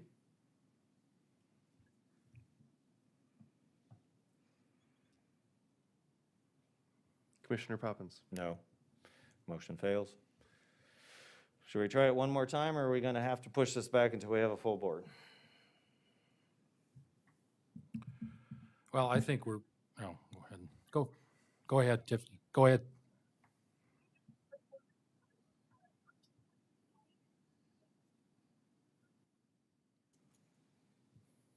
No. I can't, with her 5.5 over market, Tiffany, I have a hard time doing anything there, so. Well, I offered a 1%. I guess I feel, you know, he's over market by 2%. I feel that's not too bad. Julia, is this an exact science, this market analysis that we do? No, this, I mean, like any compensation approach, this is a guide, right? I mean, like the compensation study, it's a guide. And as people come into office and come out of office, the information will change. But this is where we're at right now. So it's mostly just meant as a tool to Yep. understand where people are at. And that's how the commission has used it in the past. They look at it. And then, like I said before, they've typically done what they give other staff members. Yeah, and I think it's a tool that helps create confidence and trust with the public. They know that you're not just giving somebody a raise because you're their buddy, or you have some fealty or affiliation to them. It's a tool that can inspire confidence in the process. And so if you can stick to the use of the tool, while not an exact science, people may argue around the margins, but they can at least feel good that they know that we were using a market-based approach as opposed to just our feelings or, you know, something other than that. And so I think people feel good about using these kinds of tools, although they may disagree with the tool itself. So.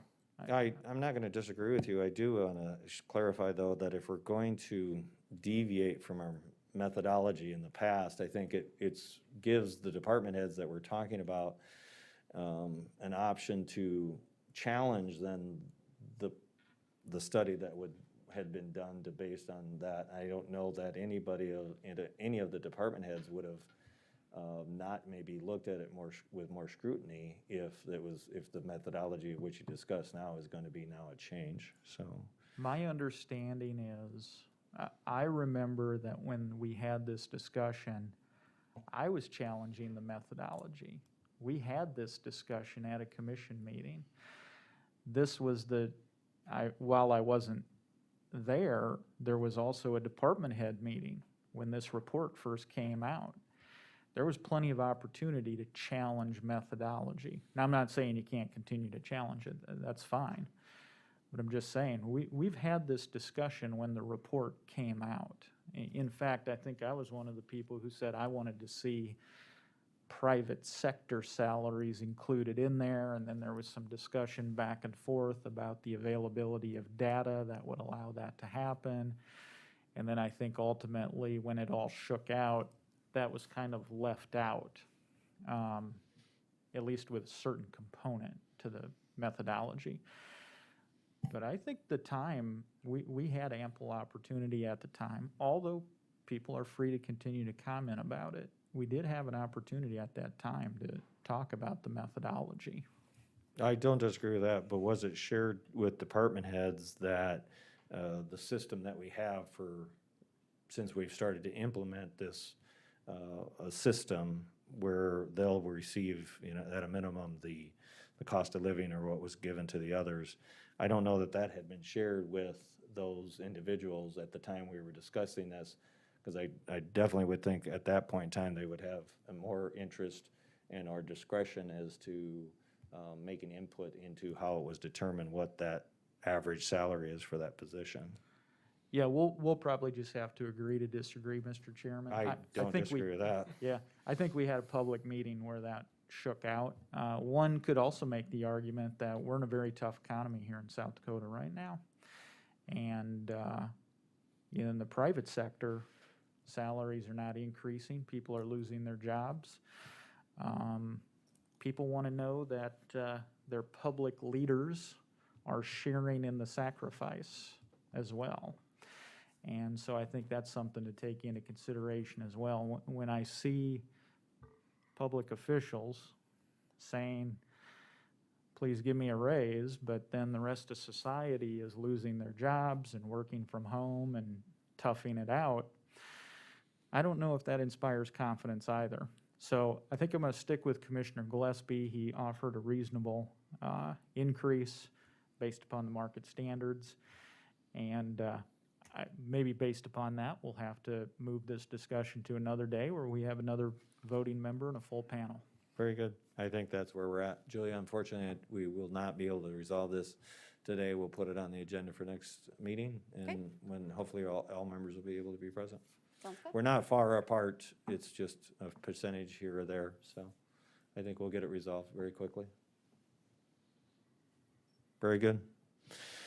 Oh, Julia's done. Toby, hi, good morning.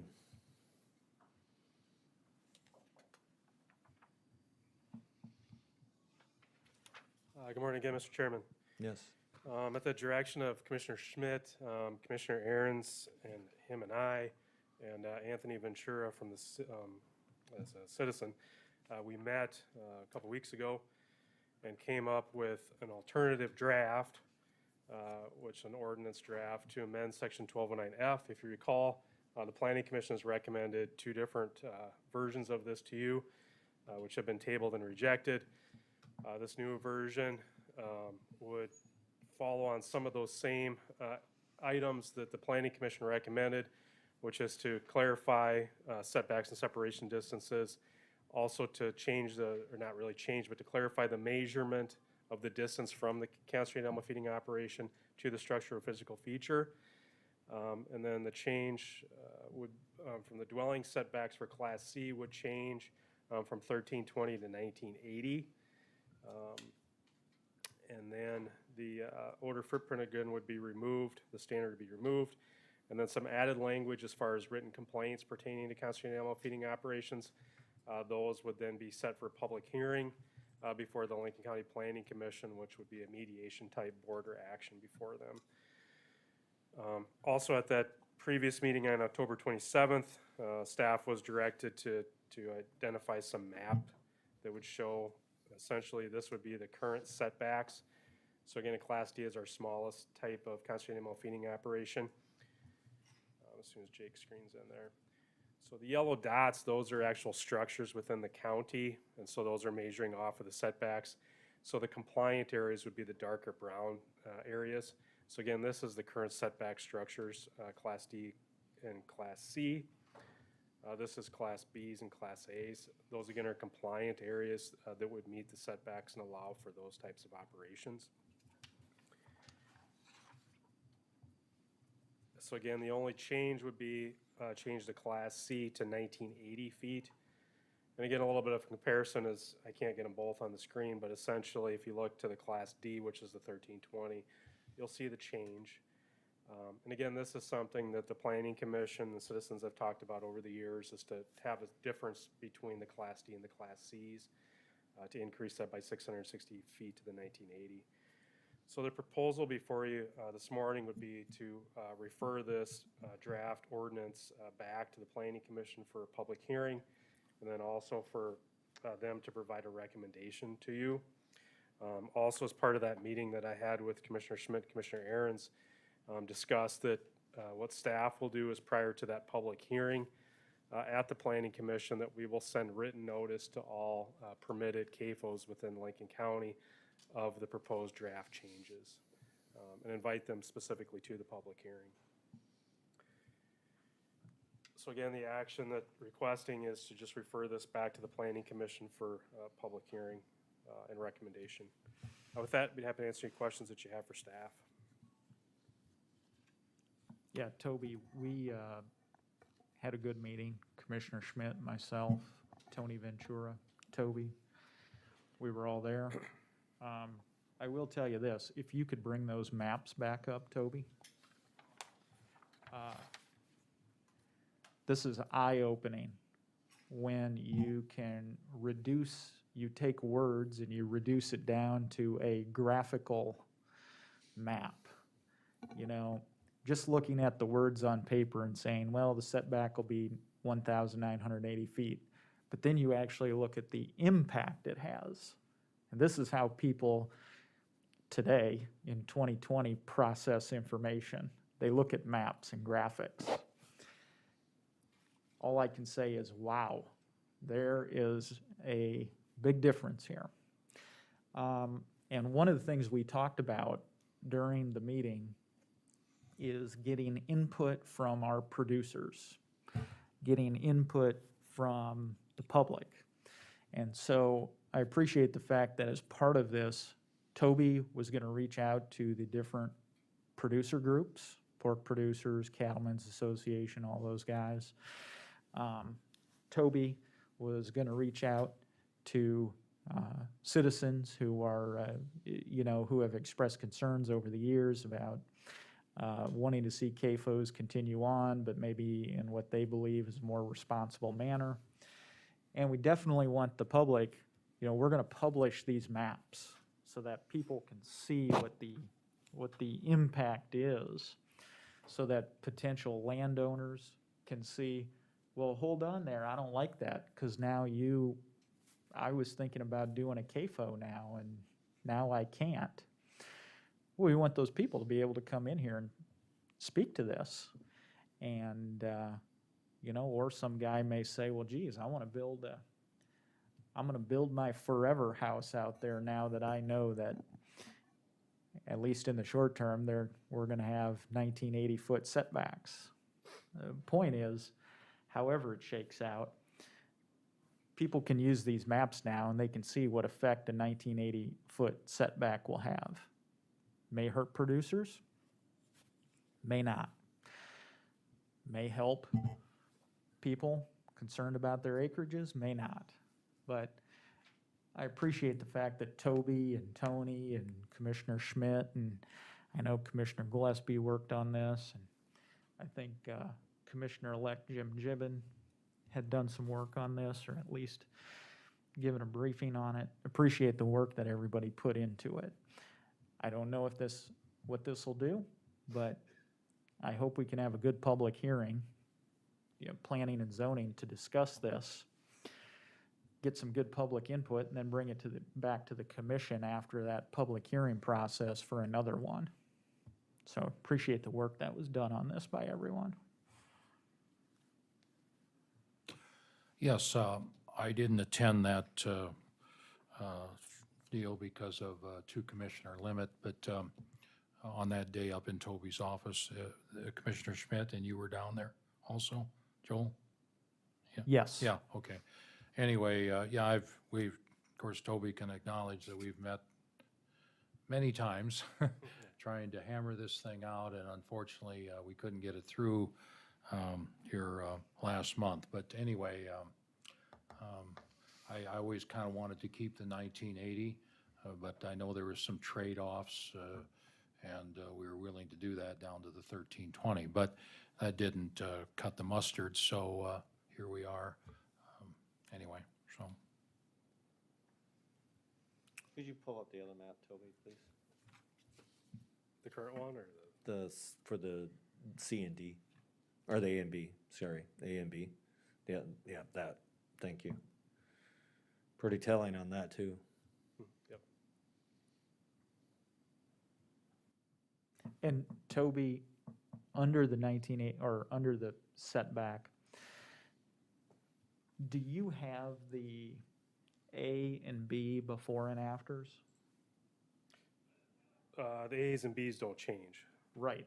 And so I think that's an important note for the public to know, is that under the 1980, even though you're looking at A and B right now, there's no change. The 1980-foot setback didn't limit the ability of large-scale producers to be able to engage. Those rules don't change. You know, it's very difficult under our current rules from producer's standpoint. There's some very valuable land out there. If you're a Class A or prospective Class A or Class B licenser, there's just not very much of that land available. But just so producers know, and farm and ag families know, A and B doesn't change under this setback. So on the screen would be the change. That off to the left is the current structure setback of 1320, and the Class C would be the change to 1980. Again, the brown would be the compliant areas where a Class C could be located. What is your most common application when it comes to livestock facility size right now? In the last 2 Class years? Ds. This year, Class Ds. D's. Yep. We had a Class A, a Class B, no Class Cs this year. But typically, Class C is that threshold where it's, Class C is just under a state permit. Class Bs and As are state permits. Class Ds are smaller type operations.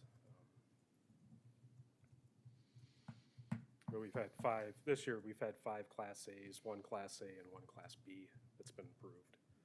Has there been any discussion concerning existing operations that have been family farms for possibly up to a generation that are going to be negatively affected by this? Is there anything that gives them any out or grandfathered in so that that family can grow and be able to provide for a living for their future family members? If they're within the 1320 setback that's being proposed changed? I think that's why we want to reach out to the producers, because where it will negatively impact is Class Ds who would want to grow to a Class C if they don't have the separation distance. And some of these, although there have been numerous ones that have popped up out in the middle of the countryside, there are still operations that exist within what was a generational farm, and they may be affected, and they have been affected. This may affect them even more so. Correct. Yep. Yeah, Mr. Chairman, and there was some brief discussion during our meeting about grandfathering in, and I think that was kind of left as an open-ended kind of, that's why we want the producers to be able to come in and talk to us about that. And frankly, I think you bring up a good point. Maybe that is something we need to consider. We need to flush that out a little more, I think. I can So. speak from personal experience, being growing up on a hog farm and looking at where I live, the growth and neighbors that I didn't ask to come around me negatively impact once you set setbacks post the transition. And I looked at the future of trying to produce livestock in the area in which I grew up. It was not an option because of the guidelines that the county was implementing, and it's still true to my heart to try to protect those operations that exist so that generations may return and be able to do the same thing that they grew up doing. Yeah, and I'm willing to have that discussion with Commissioner Schmidt as well, take his temperature on it, see where he's at. Maybe we can have some more discussions with that. I'd be open to that. Very good, I appreciate that. All right, Toby, so you need direction to send this back? Yeah, just a motion to refer this draft ordinance back to the Planning Commission. Is there a So moved, motion? Mr. Chairman.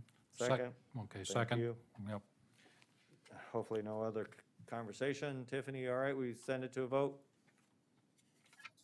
All right, Sean, please call the roll. Commissioner Aaron's, Yes. Commissioner Gillespie, Yes. Commissioner Landine, Commissioner Poppins. Yes. Thank you.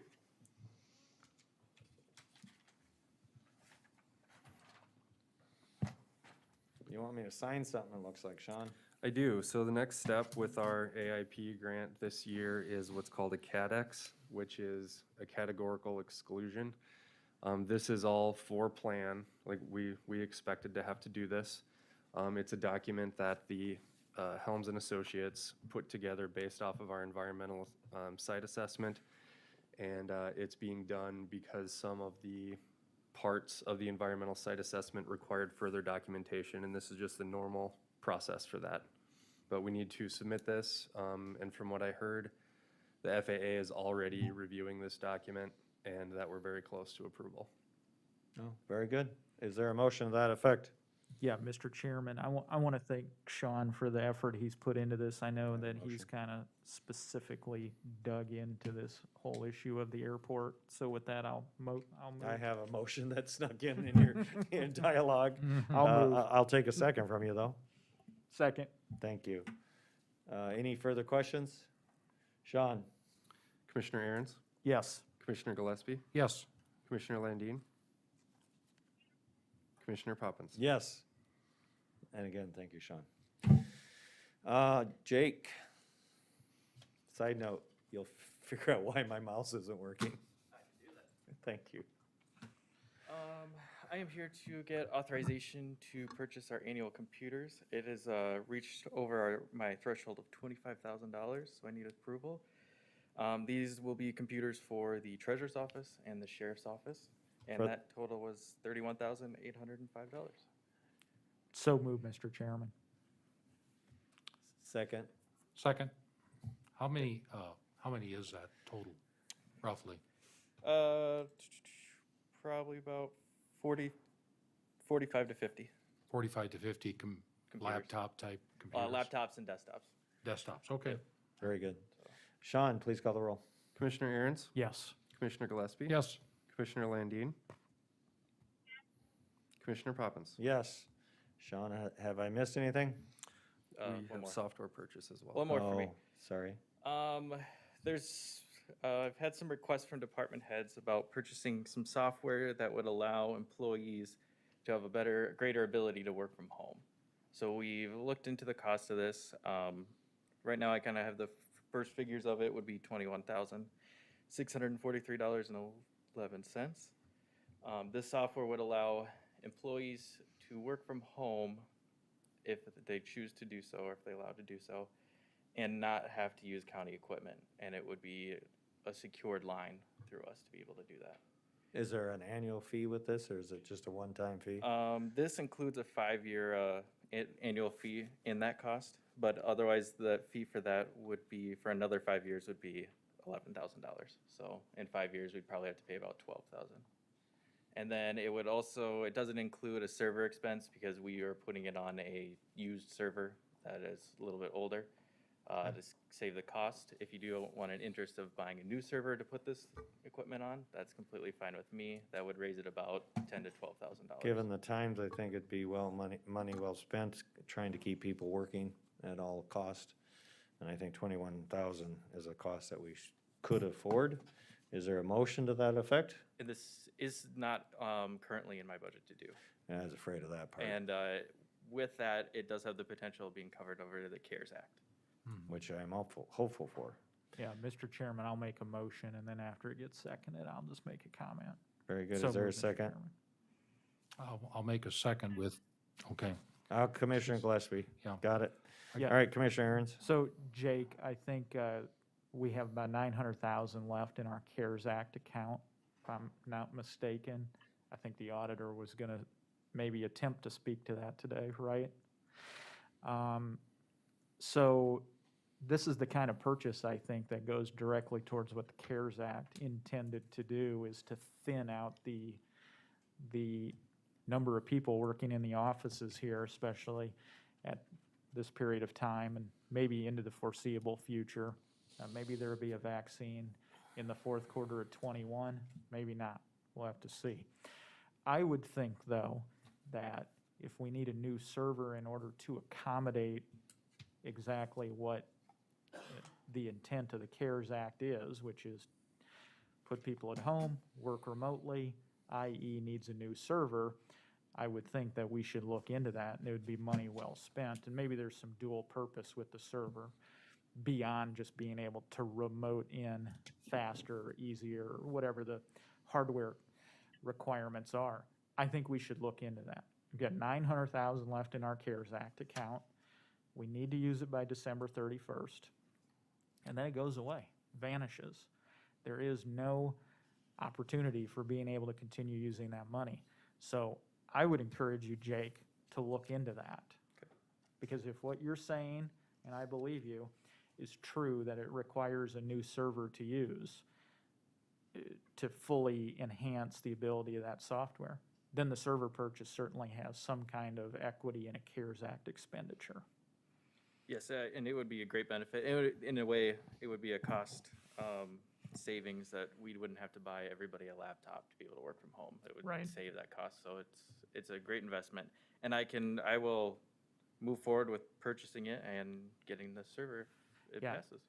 And I think generally speaking, other departments need to be made aware of that as well. If there's other IT issues that have a CARES Act component, you should probably make them aware of that. Mhm. Do a survey. We only got till December 30th or Yep. 31st, so we need to get going on it. Not to put the pressure on you, but No, that's okay. that is what the law says. Yep. All right, and no further questions on the motion and second. I'll ask Sean to call the roll. Commissioner Aaron's, Yes. Commissioner Gillespie, Yes. Commissioner Landine, Commissioner Poppins. Yes. Thank you. Now, I've not skipped anything, correct, Sean? Correct. Is there a request for executive session by anyone? Given there's none, I'd ask for a motion to adjourn. Motion to adjourn, Mr. Chairman. Is there a second? Second. My motion is second to adjourn. Sean, please call the roll. Commissioner Aaron's, Yes. Commissioner Gillespie, Yes. Commissioner Landine, Commissioner Poppins. Yes, we are adjourned. Thank you, everyone.